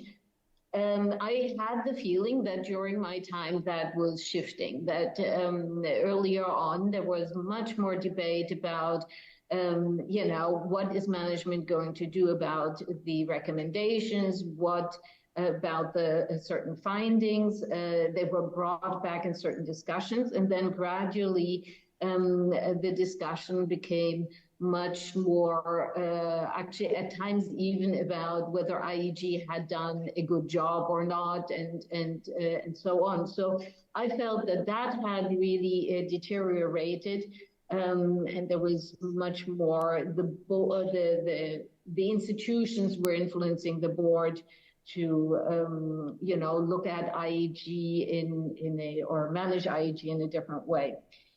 So from that point of view, and hearing the German representative on the board, it's good to hear that you're there and listening, but it's not enough to say we treasure IEG. What the board needs to do is taking evaluations, very concrete examples, and asking management, what are you going to do about this? If you don't do that and you say generically you're treasuring IEG, it's not going to actually change anything. You know, that it is one of the recurring issues where the change lies in the individual actions that are occurring as one goes along. Just a final point, during my time, we had regular consultations with board members during the process of putting together a work program, and their ideas were incorporated in the work program. Of course, not every individual one, because it's impossible. Otherwise, you have a work program of 200 evaluations, maybe. But at times, there was also requests that might not have been the most pressing, and so we then took the consultations with the management of the three institutions, with the CODA members and external stakeholders in order to constitute a work program. Thank you. And yeah, we are running tight for time, but Alison, since you were named specifically, particularly in the edgy questions, briefly your response to those. Yeah, I'm wondering, John, why was I named specifically? But look, just very quickly, I agree with Caroline about the independence piece. I mean, maybe I was named specifically because I'm probably fairly infamous for saying that, you know, independence is an asset for IEG. It isn't a weapon that we yield or sort of weapon that we wield, and that actually independence comes through the safeguards we have in place, which includes a lot of staff training, a lot of quality assurance processes, a lot of methodological integrity, which ensures that the work that we produce is done under conditions of independence. But clearly, you know, for my mind, I want people to take evaluative evidence and thinking with them wherever they go in their career. I don't believe that once an evaluator, you have to always be an evaluator. If you're going to go back and work in development, I really would like you to take the kind of mindset that we propagate in IEG. And therefore, I think that movement is actually healthy. But I completely accept and agree and spent time trying to reinforce the safeguards that we need to have in place to ensure objectivity and impartiality. Just quickly on Cody, the latest external review of IEG, I think, puts a lot of spotlight on the need for Cody as a instrument of the board to rationalize its work, to focus on fewer important priorities, to create more room to be able to engage in that accountability conversation with operations. It is an overwhelmed committee. They have too many things on their plate, of which IEG is a big one, but not the only one. And therefore, I'm less inclined to think that, and I certainly didn't have a single experience of Cody really working hard to water down the work that we did or trying to somehow disrupt or interfere. Yeah, they tried to get things on our work program. Sometimes they were successful, sometimes they weren't. But I do think getting enough of the reflective time of Cody and really being able to be part of the discussions with management in a sort of shared conversation, as we've now developed in the context of the significantly revised management action record process. I think that is the direction. There is room for candor there, and that's what we have to really underpin. And it takes all of us, IEG, management and Cody, to do that, and to really to do that with a view to getting much more fruitful conversations. In terms of recurring issues, I would just say, you know, I think the recurring issue that comes back every single time, and every DGE in a way probably has had to deal with it, is what is the role of continued sort of focus on project level validations and evaluations in a world that is changing so rapidly, and how to make them really the centerpiece of a new way of really evaluating the work of the World Bank, and not to hold them in kind of aspic and say that this can never change. So that's one of the recurring issues that I think we've all had to deal with. Thank you, Alison. We are at time, but Vinod, I feel bad because I did say that was not going to be your final word. So I will give you one final sentence, and maybe to use this as an opportunity to give Sabine advice. I mean, what a gift to have three of your predecessors here to share so much experience as you head into this new role. I mean, one sentence, what would you be your advice to her? Just very quickly, Kate, I'm also happy to have this chance to say it's been really good to share the platform with Alison and Caroline, because you see the series of things that seem to be common, but at different times in the evolution. If I could just quickly say that on recurring issues, the relationship with the president also is a critical one, aside from Cody and the board. I've worked with 3 presidents at the World Bank and 2 presidents, I think, at the ADB, and each one has been different. And so we can capitalize on the environment created by the president and how IEG responds to that. On the Cody and the board, why couldn't there be fewer reports, but all the reports go to the entire board?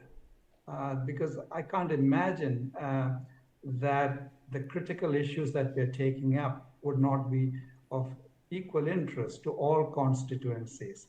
And then just a last word, the rotation of staff and the value of that, I still think is completely consistent with independence. It's for the better. It looks like staff, put on a hat for 3 or 4 to 5 years, while in IED to perform a function of independence. But they are part of the development community, and I think back and forth is extremely valuable in terms of enriching their experiences, and that needs to continue. So I think great relations with both the full board and Cody as a point in that, and with the president and management, but absolutely independence and the perception of independence is what IEG brings to the table. On knowledge, yes, all of us are producing knowledge one way or the other, but the unique characteristic of IEG is that it takes that and blends that with a functional independence for which there is going to be greater credibility than otherwise. Thanks. Great. Well, thank you all. And I think it was Allison that said that evaluation is the intelligence of an organization. And I think this panel was a lot of the intelligence of evaluation. So we really appreciate you taking the time to join us, and particularly for some of you late at night. So we will conclude the session. Thank you, Caroline, Allison, Vinod. We are going to break for coffee and then return for a fireside chat with Sergio Firpo, who's the Secretary for Monitoring and Evaluation of Public Policy in Brazil. But again, thank you for sharing your time with us.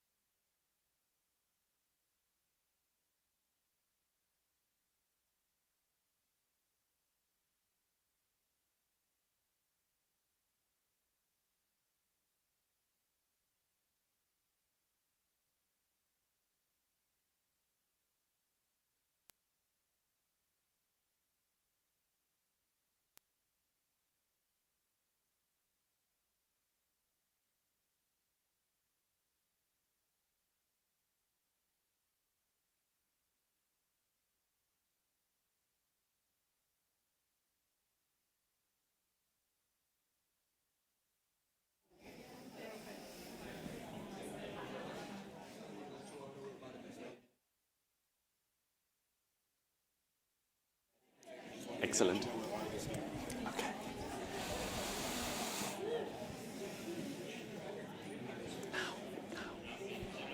Okay. Hello, everybody. Welcome back. Please take your seats. Thank you very much.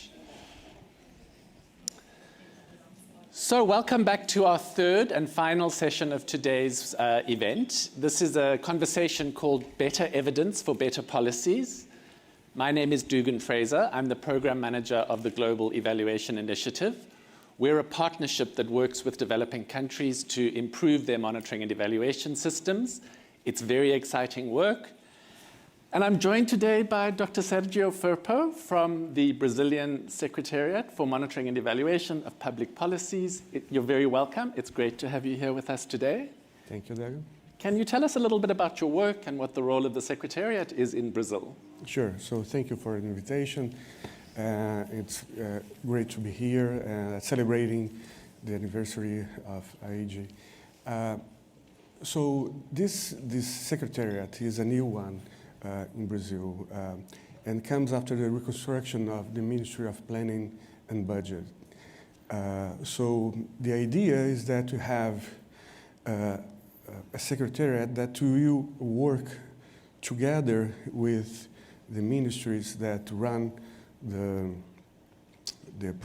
public policies, right, and evaluate the public policies directly, but using this council, that's an interministerial council, as the locus of the evaluation. So we work, our secretariat work as the office for this council. And the council is formed by Ministry of Planning, Finance, and Administration, and also the Office of the Presidency and the Controller General. So it's formed by 5 ministries there. And every year, about 15 public policies are selected after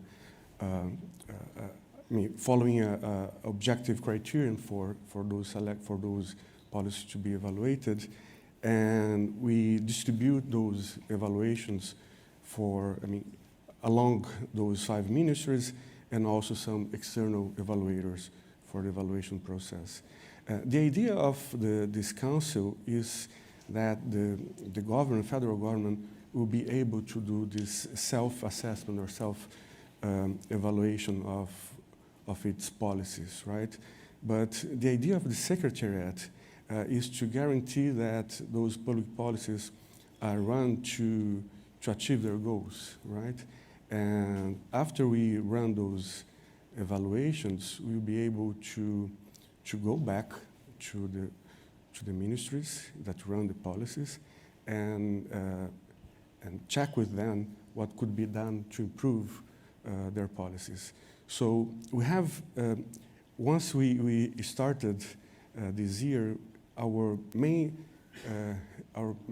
diagnosis of how evaluations are run and how they are used by the federal government is that we know how to run evaluations, but we not know how to use them very well. So, and that has to do with the fact that evaluations, they have been seen as mostly as control by the ministries that run the public policies. And once we show that we don't have only this function, right, acting as a controller, but also to be there to improve the policies that they run, right, and that the evaluation can be a tool for that purpose. I think things start to change, but it's not only by our speech, right? We have to convince people by actions. And the first thing that we did was that the new cycle of evaluations, we started talking to all managers of those public policies and to listen to them, to see what are their key problems that they see in the operation of the policies, right? So that's I think that's an important thing, to be able to listen to their daily problems. But not only that, right? I mean, we know that if you only do that, right, we'll be missing like the strategic and most and more and a vision which could be more general, right? So we have to balance, right? To learn from them what are their, and to listen what the problems that they see with the policies and how we could be useful and how evaluations could be useful to solve those problems.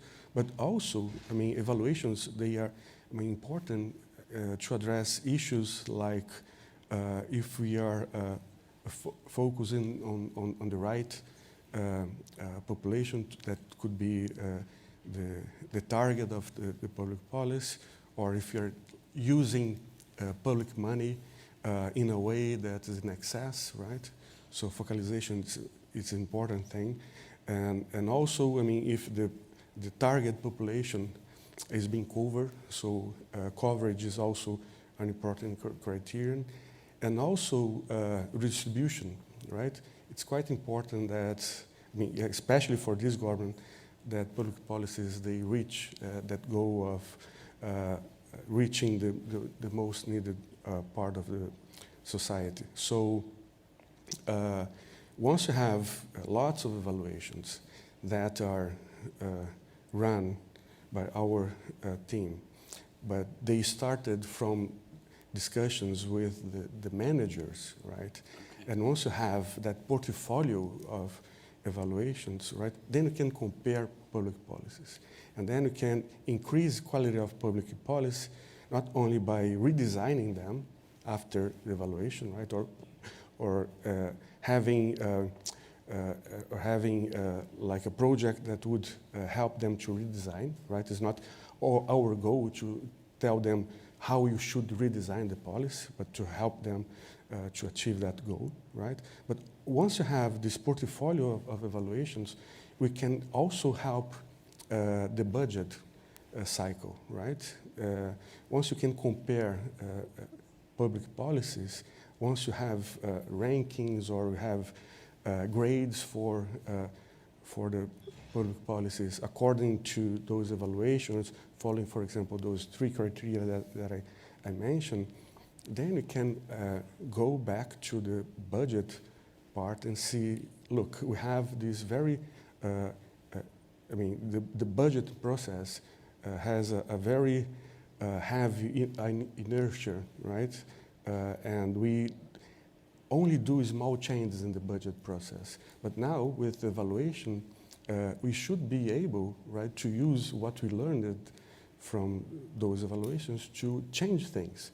Well, that's the goal, isn't it? Really? Yeah, that's and the goal. How welcome do you think your guidance is to policymakers about redesigning their policies based on evaluative evidence? Well, it's not, I mean, I wouldn't say that's an easy task. No, never. Yeah, but I think that if you start with listening to them, right, and giving them protagonism and giving them this, I mean, putting them in the right place in this of the evaluation process, I think we can then listen to them back, right? I mean, so it kind of relates to some of the questions that came up in the earlier session around the relationship between evaluation and implementers. Yeah, definitely. So I think that, I mean, but I mean, we want that evaluation to be part of this organic process, right? And then that we don't come only top down, right? With people that are from the center of government, but are not directly related to those policies. To the program, right? To the programs. We want to make them, the managers, part of this evaluation process. Okay, so that's a very interesting way of understanding evaluation. Tell us a little bit about the Brazilian context. Building strong evaluation systems is a generational job. It takes years of really hard work. Yeah. Why is it that Brazil has been so sustained in its efforts to grow strong country-based evaluation systems? What is it about the Brazilian context? Well, I think that's where, I mean, in a sense, Latin America countries are doing that, right? I mean, Mexico has a... Mexico is generally seen as a very strong leader, right? Exactly, but also Colombia and Chile. Colombia, Chile. Yeah, and part of those evaluations, they're related to the process of spending review process, right? And they started there. And in Brazil, it's not different. In Brazil, since 2015, right, to have not only this council, but like a version of this council before that. This council was created in 2019. But since 2015, we have that in the federal government. So it's important as a part of not only of a government program, but as the Brazilian state in a sense, right? Because it was under Rousseff's administration, then Temer's, and then Bolsonaro's, and now under Lula's administration. Okay, now I have to ask this question about the ways in which political transitions in Brazil have impacted the monitoring and evaluation system. Can you tell us a bit about that? Yeah, so that's the first time that we're, having under this Council of Monitoring and Evaluation of Public Policies, a political transition. Because we had this, as I said, had that before, but it was not with the same, under the same legal framework. Right?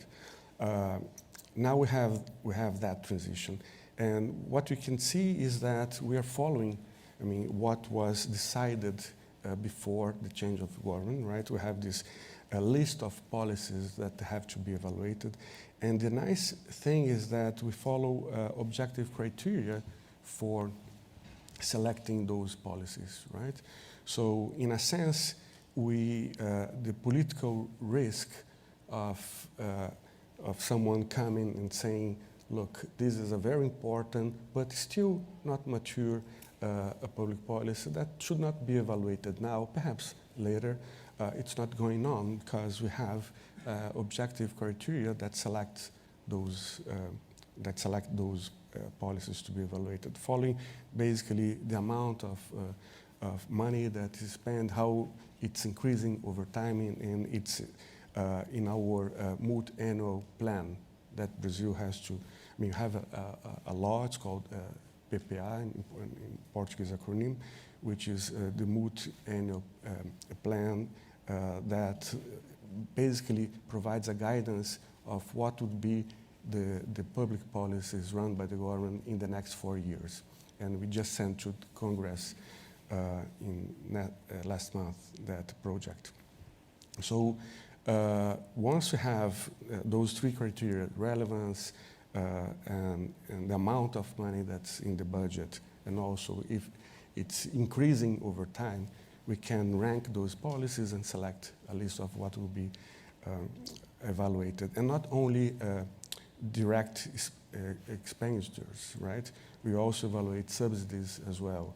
So tax subsidies and also financial and credit subsidies are also important, because that's a way to increase spending implicitly and not sometimes directly seen in the budget. Right? If you increase subsidies, that will not be seen as a direct expenditure. So one of the big challenges that monitoring evaluation systems face globally is this issue of putting an enormous amount of work in being able to generate robust, reliable, accurate evidence that tells a useful story, but struggling to get that evidence taken up when budget decisions are made, be this nationally or at a state level, and even locally.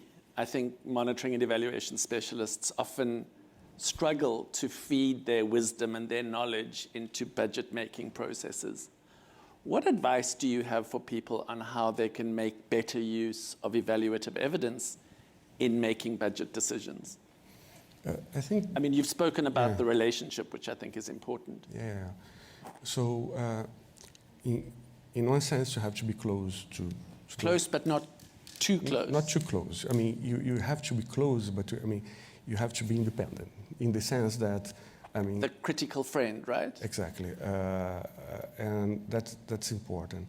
And also, you have to have political support, Tell us a bit more about that. What does political support So mean? political support comes from the center of government, right? So once you know, for example, that now have a fiscal framework in Brazil, a new one, that puts for the next year the zero budget deficit.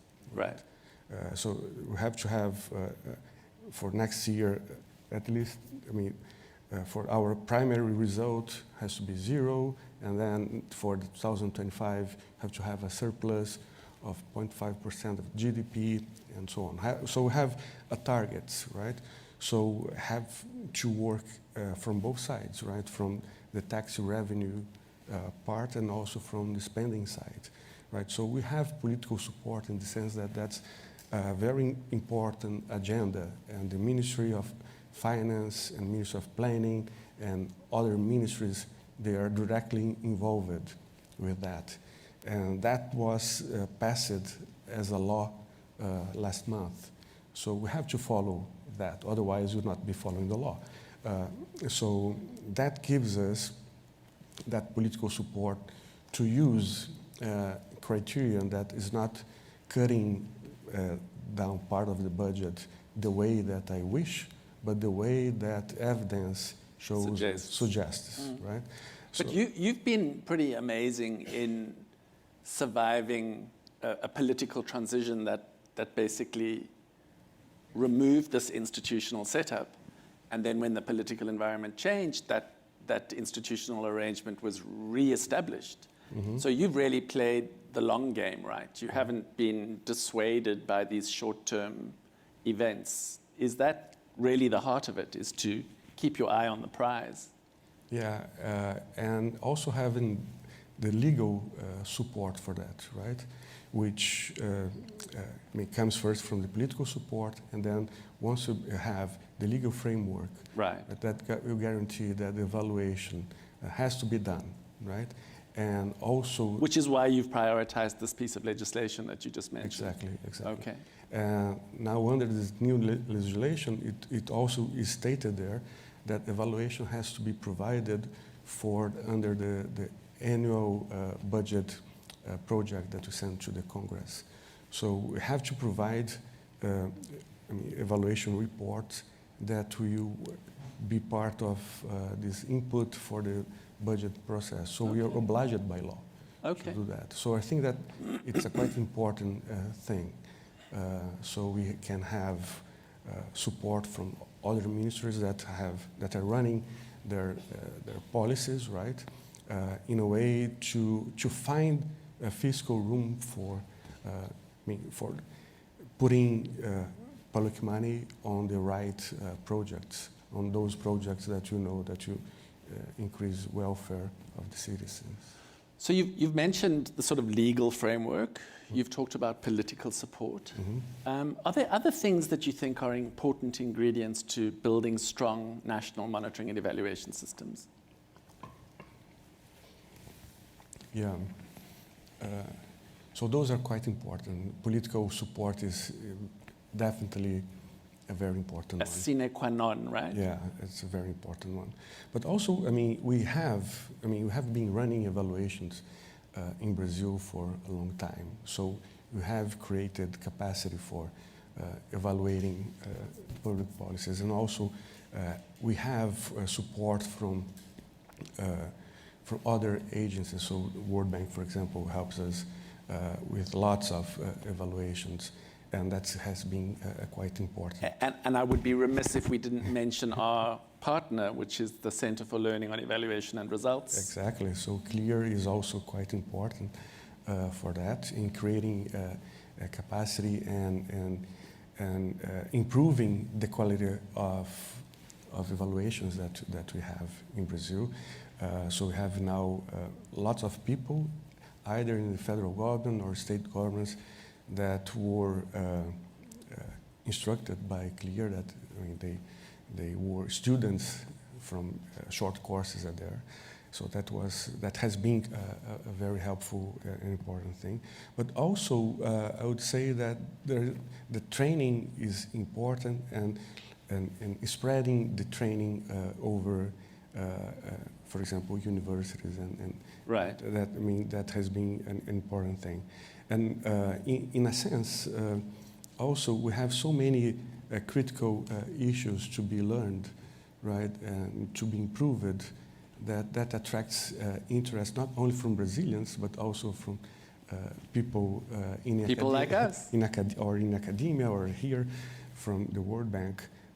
So we have this environment of people doing evaluations, independent evaluations or academic evaluations. But I think that now I see the goal now is to use them, to use those evaluations, right? And that's the most important part now. The challenge is how to use those evaluations. So the one thing that we have been doing is we have those reports, those evaluation reports, that I say they're public, but no one reads them. Yeah.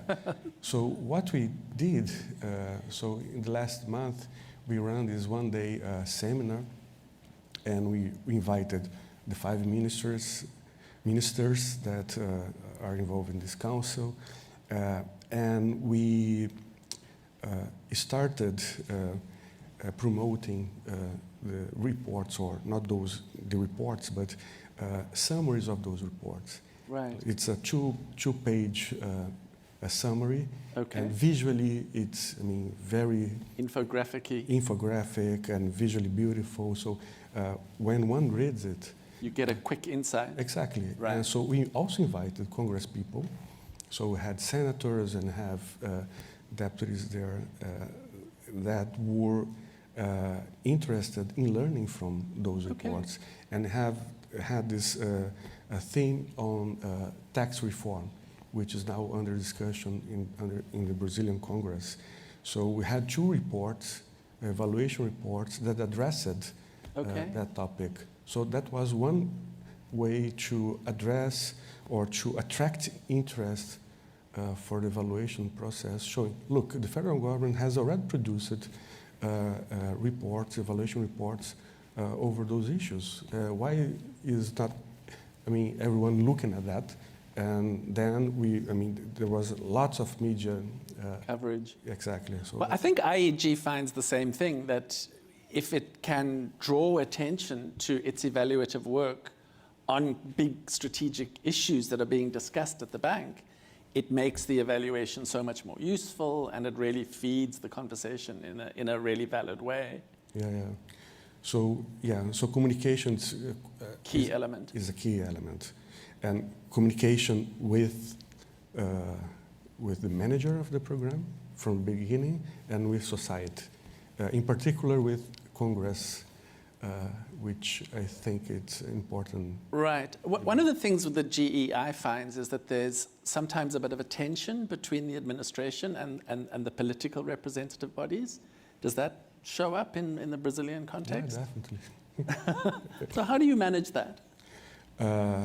Well, the parliament is independent to take decisions, so what we can do is to show and bring evidence for the best decisions. Good. I think for everybody working in knowledge generation of all sorts, the big issue of the day is artificial intelligence and machine learning, and the capacity that it creates for new ways of thinking about evidence. Does the Brazilian government have a strategy for integrating AI and machine learning into its evaluative work? Well, that's a very important question, and I would say that no. Okay. Which is a pity, because I believe that's a very important thing. That would speed up a lot evaluation process, right? The way that we run evaluations in the government is, once you select the public policy, then we start those discussions, and then we have to ask access to the data. Which will be granted because you have. Because you are who you are, right? Exactly, but it may take time, which is quite important for having that evaluation run on time. and also, it's not integrated with other policies. So if I have a program that's a health program that we know that's going to impact, for example, educational outcomes, sometimes you cannot link because those data sets... Different silos, right? Exactly, different silos. And I mean, if you can integrate that, and there are many initiatives to integrate that, but they are, I mean, they are not linked to the evaluation, right? Yeah. Many, I would say for example, I mean, there are ministries that are doing that isolated. I mean, they're in their own little space, right? Yeah, but I mean, bringing data from other ministries, and that is there, right? But it's not communicating with another ministry, and it's also not communicating with the Parliament. So if you could put together, right, all those data sets, administrative data sets, along with statistical data from Census Bureau, that would be fantastic. That's in the agenda, but whose job is that going to be? We are still deciding. Okay. Yeah. Okay. So I think you will have heard this morning that one of the things that the World Bank is really thinking about very deeply, and that is a big strategic priority for the moment, is its evolution roadmap, which is basically a refreshed vision for the bank. And it needs for the bank to be able to do two things. The one is to be serving its clients really well and delivering them what they need, but at the same time to be thinking about these big existential questions like climate change or inequality. And have you got advice for the World Bank on how it should be going about doing this in its monitoring and evaluation work? Yeah, so what we do, right? I mean, we know that the relevance of those programs that are being evaluated is an important criterion, right? And how do you define relevance, right? So, I mean, social issues and environmental issues and climate change are relevant, and not only for Brazil, but for the entire world. So, if you can put more weight on the selection of those programs that address those issues, I think that's important. That's what we are actually doing, right? So relevance, it's a criterion that, I mean, it involves, I mean, in one way, like the presidential speech, or if it's in this plan, this multi-year plan, but also if it's covering the minority of the population. So if those are programs that are targeted to minorities, and also if there are more than one ministry involved in that program. So that's another criterion that is part of this relevance criterion as well. But I think selecting those programs to be evaluated under this relevance criterion, I think it's quite important. It's a key thing, right? It's a key. I'm wondering if my boss's ears are pricking up as she hears about this, because I agree. I think there's this question of how you choose the big strategic evaluations is a critical choice, really. Exactly, but I mean, making it very objective, it's also important. Otherwise, you'll be. You'll be under the critic that, you select that politically driven, personal taste, and then I think it's important if you define what you mean by relevance precisely. Okay. I'm keeping an eye on the time, and I'm wondering if there are some people in the audience who would like to ask a question. If you would like to, please go ahead and take advantage of the microphone. I see a few people coming up. I got to be here first. Please go ahead. Thank you. Thank you very much for this. One question. I mean, one of the things that has been calling the attention in Brazil, it is the Amazon, the degradation of the Amazon. And I think it was an important part of the President Lula's remarks when he became president. So is the evaluation office there working somehow on the issue of degradation of the Amazon, or does he have any plans for addressing those issues in some ways? Thank you. You knew this was going to come up, right? Yeah. We all care about the Amazon. Yeah, that's good. That's good. And no, that's a very important point. So let me say that in our secretariat we have contributing not only helping this council, right, which is basically running ex post evaluations or evaluations on ongoing projects or ongoing programs, right, and then we can help them to redesign their policies, right? But also we are helping ministries on ex ante evaluations of many programs, and the Ministry of Environment is one of those ministries in which you have running ex ante evaluations and help them to design policies. So yeah, that's part of our agenda, and there has been also some policies on, let me call it, the green or the climate change agendas that were evaluated as well. So not on Amazon is important, but I mean more broadly environmental and climate environment. programs. Exactly, yeah.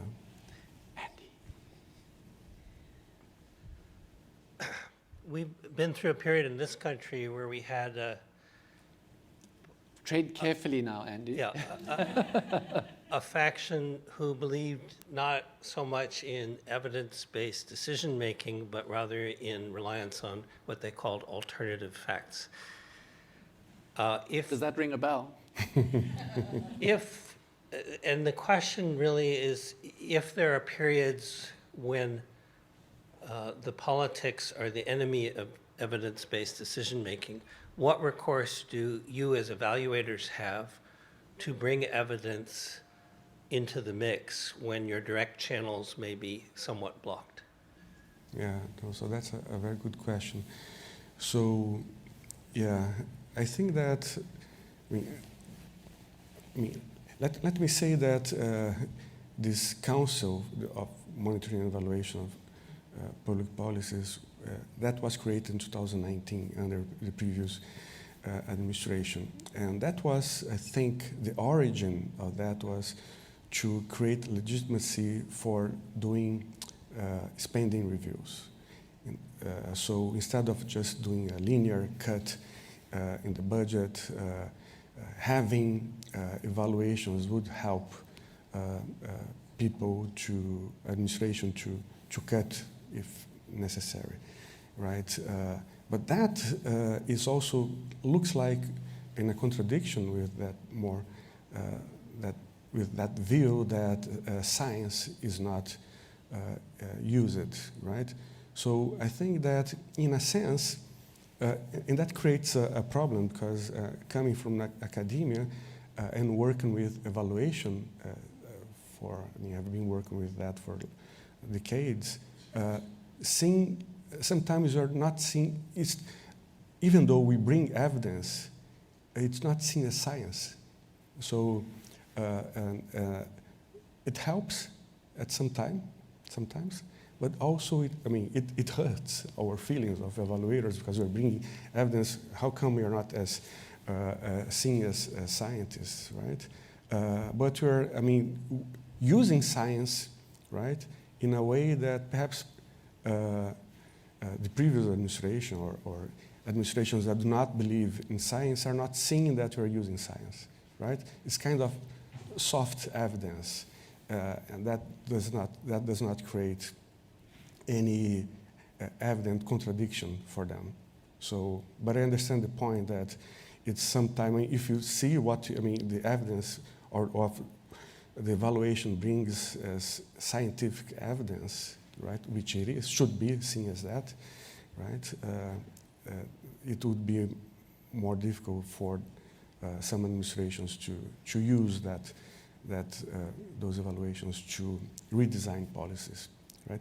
And I think that what was done, in a sense, it was that, those evaluations, they were not used directly to redesign policies. And that's the problem that we still have, right? Even though we may have the legal requirement for that, it's still not used to redesign entirely policies, because the managers, they do not see those evaluations as part of, I mean, this is not my program. The way that we're basically describing it, it's not what I see on a daily basis. But once you put them together, evaluator and the manager, I believe that then they appreciate the value that an evaluation brings. So they start evaluating, or they start appreciating the science behind the evaluation process. Convinced, Andy? He's looking distinctly skeptical, but I'll leave it at that. Are there any other questions from the floor? Yes, please go ahead. Hello, thank you very much for sharing very interesting perspective of the Brazilian context. My name is Jos Vaas and I work in IEG and also in the GEI. Among other countries, the GEI is collaborating with Colombia, the Departamento Nacional de Planeación. And one of the things that we have been discussing with them is also how the DNP can strengthen its own role as a capacity developer within government. So how it can help train and also offer other types of capacity development support across line ministries and other national entities. Now, Brazil has a long tradition in M&E. There are well-developed capacities in federal governments, some of the state governments and academia. My question is, how do you see your own capacity development mandate in government, and what do you see as some of the main challenges there? Yeah, so thank you. So the main challenge would be that I have a very small group. How small? Well, my secretary is about 30 people. Okay. Yeah, which is very small to do this the way that should be done. Fortunately, the federal government has a School of Public Administration, an app that helps us and helps creating this capacity, and also working along with CLEAR and other institutions that has been important. But I think that we have, the joke is that when I started in the Secretariat, and I mean the mission was to increase the quality of public spending and to, in a sense, that also would be put efficiency, right, on the top. They gave me the amount of people, right, that they used to have before in another department, but with the triple of work. Sounds familiar to many of us. So basically, to show how efficient could be worked. But the thing is, we have also Brazil, because of the federal nature, we have to work together also with the states, right? So in articulating their systems of monitoring and evaluation as well. So it's not only creating capacity in the federal government with ministries, and most of not most, but many ministries, the most important ones, they have departments of monitoring and evaluations of their public policies. But that's not spread out for the others, for the states. At the state level, it's not the same way that you have it in the federal government. So we are helping them also to creating their systems, right? But I mean, but that's basically that. I mean, because we don't have many people that would be, to train people at the state level. That's something that we cannot do. So it's a big challenge. Yeah. But is it something you understand to be part of your Secretariat's purpose? Do you think of stronger capacity as one of your longer-term outcomes? Yeah, I think, what I would like to leave is like to create the culture of monitoring and evaluation in the government. Federal and also, for the municipal even. Yeah, municipal even, but at state level as well. But especially given that some Brazilian states are really big. Show the importance of of the evaluation process, right? I mean, no one really likes to be evaluated, right? Nobody likes to be evaluated. I mean, some people like, but there are very, exceptions, very few, right? Just few people like to get feedbacks and to, that are important feedbacks. And the people who like feedback the least are evaluators, right? Yeah, so, once we are able to show the relevance of those feedbacks, right, that could mean that evaluations can be a useful tool. So it's not an instrument of punishment, but it's actually an instrument of improving performance, right? Yeah, that's my utopic word, that people would see evaluation as this kind of tool to improving themselves or to improving their policies, right? I have a donor to my program who recently phoned me and gave me some unsolicited feedback, and it was very unwelcome. We've got just a couple of minutes left, but one of the questions we got online was to ask you, what do you think the role of development partners is in building stronger M&E systems? So from where you sit, what do you want Brazil's development partners to be doing? Well, I think that, we learn a lot from those partners, right?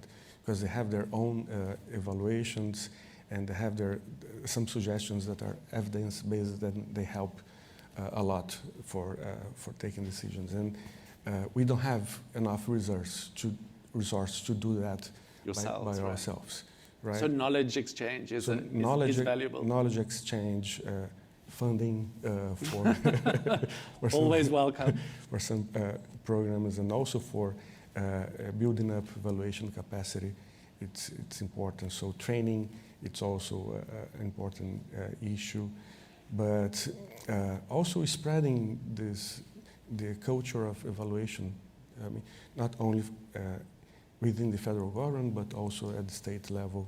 I think it's quite important. And let me say one thing, which the importance of well-designed evaluations, in the sense that, and the World Bank has been part of that, running RCTs, randomized controlled trials, that are important in the sense that they can identify the impact of a given program, and that is very useful to convince people of the relevance or not of those programs, if you should just shut down or continue with that. Just as a passing thought, the Bolsa Familia experience has been so interesting for people who've watched it from afar, and the ways in which the program has changed. Is this an example of what you're talking about? Yeah, we have learned a lot from And Bolsa Familia has done very different things over its lifetime. Yeah. So we have Bolsa Familia for 20 years now, and it has changed a lot, but it's an incredible tool to attack extreme poverty, right? And also change inequality, right? When you look at income inequality and the impact of Bolsa Familia, it has its impact, but especially in reducing extreme poverty. And it has changed a lot, right? We still have challenges with that policy, right? Especially after changes that it suffered in the past administration. But I think that we learned a lot from the evaluations of Bolsa Familia to have it the way it is, having that large impact, and also have learned a lot with the registries, right? Most of the evaluations that I'm mentioning, they're based on administrative data that rely on having a cadastro or the registries being very well done and have improved, reliable, and have improved that a lot over the last months. I've got 1 minute and I want to ask you one question. The World Bank does a lot of work monitoring and evaluating its own programs and the projects that it finances. Do you want to play a role in those evaluations? And if so, how would you want to be participating? Well, the secretariat, it helps that council that I mentioned, and many policies that are evaluated, we invite external evaluators. So there will be certainly a role for the World Bank for helping us with that, definitely. Good. It's been a very interesting conversation. I've learned a lot. Thank you very much. I'm going to hand over to Sabine. Thank you so much for being with us.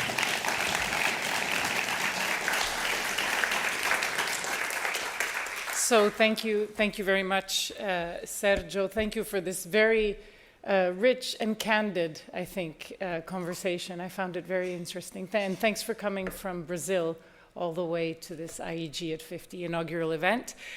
In closing, I'd like to, of course, thank our wonderful speakers today, our audience in the room, and also our audience online. I think there are hundreds of participants online, so we're not alone here in this room. I found the conversations incredibly rich and inspiring. They really gave me a lot of food for thought as I take over the leadership of IEG. I'm also very grateful for the advice that I received from my predecessors and one actually in the room. And I really look forward to continuing these conversations in the coming months. I think this was a wonderful event. I'd like to take this opportunity to thank Sabine Durier and her team for the incredible job they did making this morning a success, and also the expo that we're about to see in the atrium. I think it was, as she said, it took a village to do it, and I believe it. It was a big job. So I'd like to invite you to follow me to the atrium. We're going to inaugurate the IEG at 50 exhibition, which will be there, I think, for another week. There's refreshments, and yes, I look forward to speaking to you in person. Okay, thank you. Thanks very much for coming, everyone.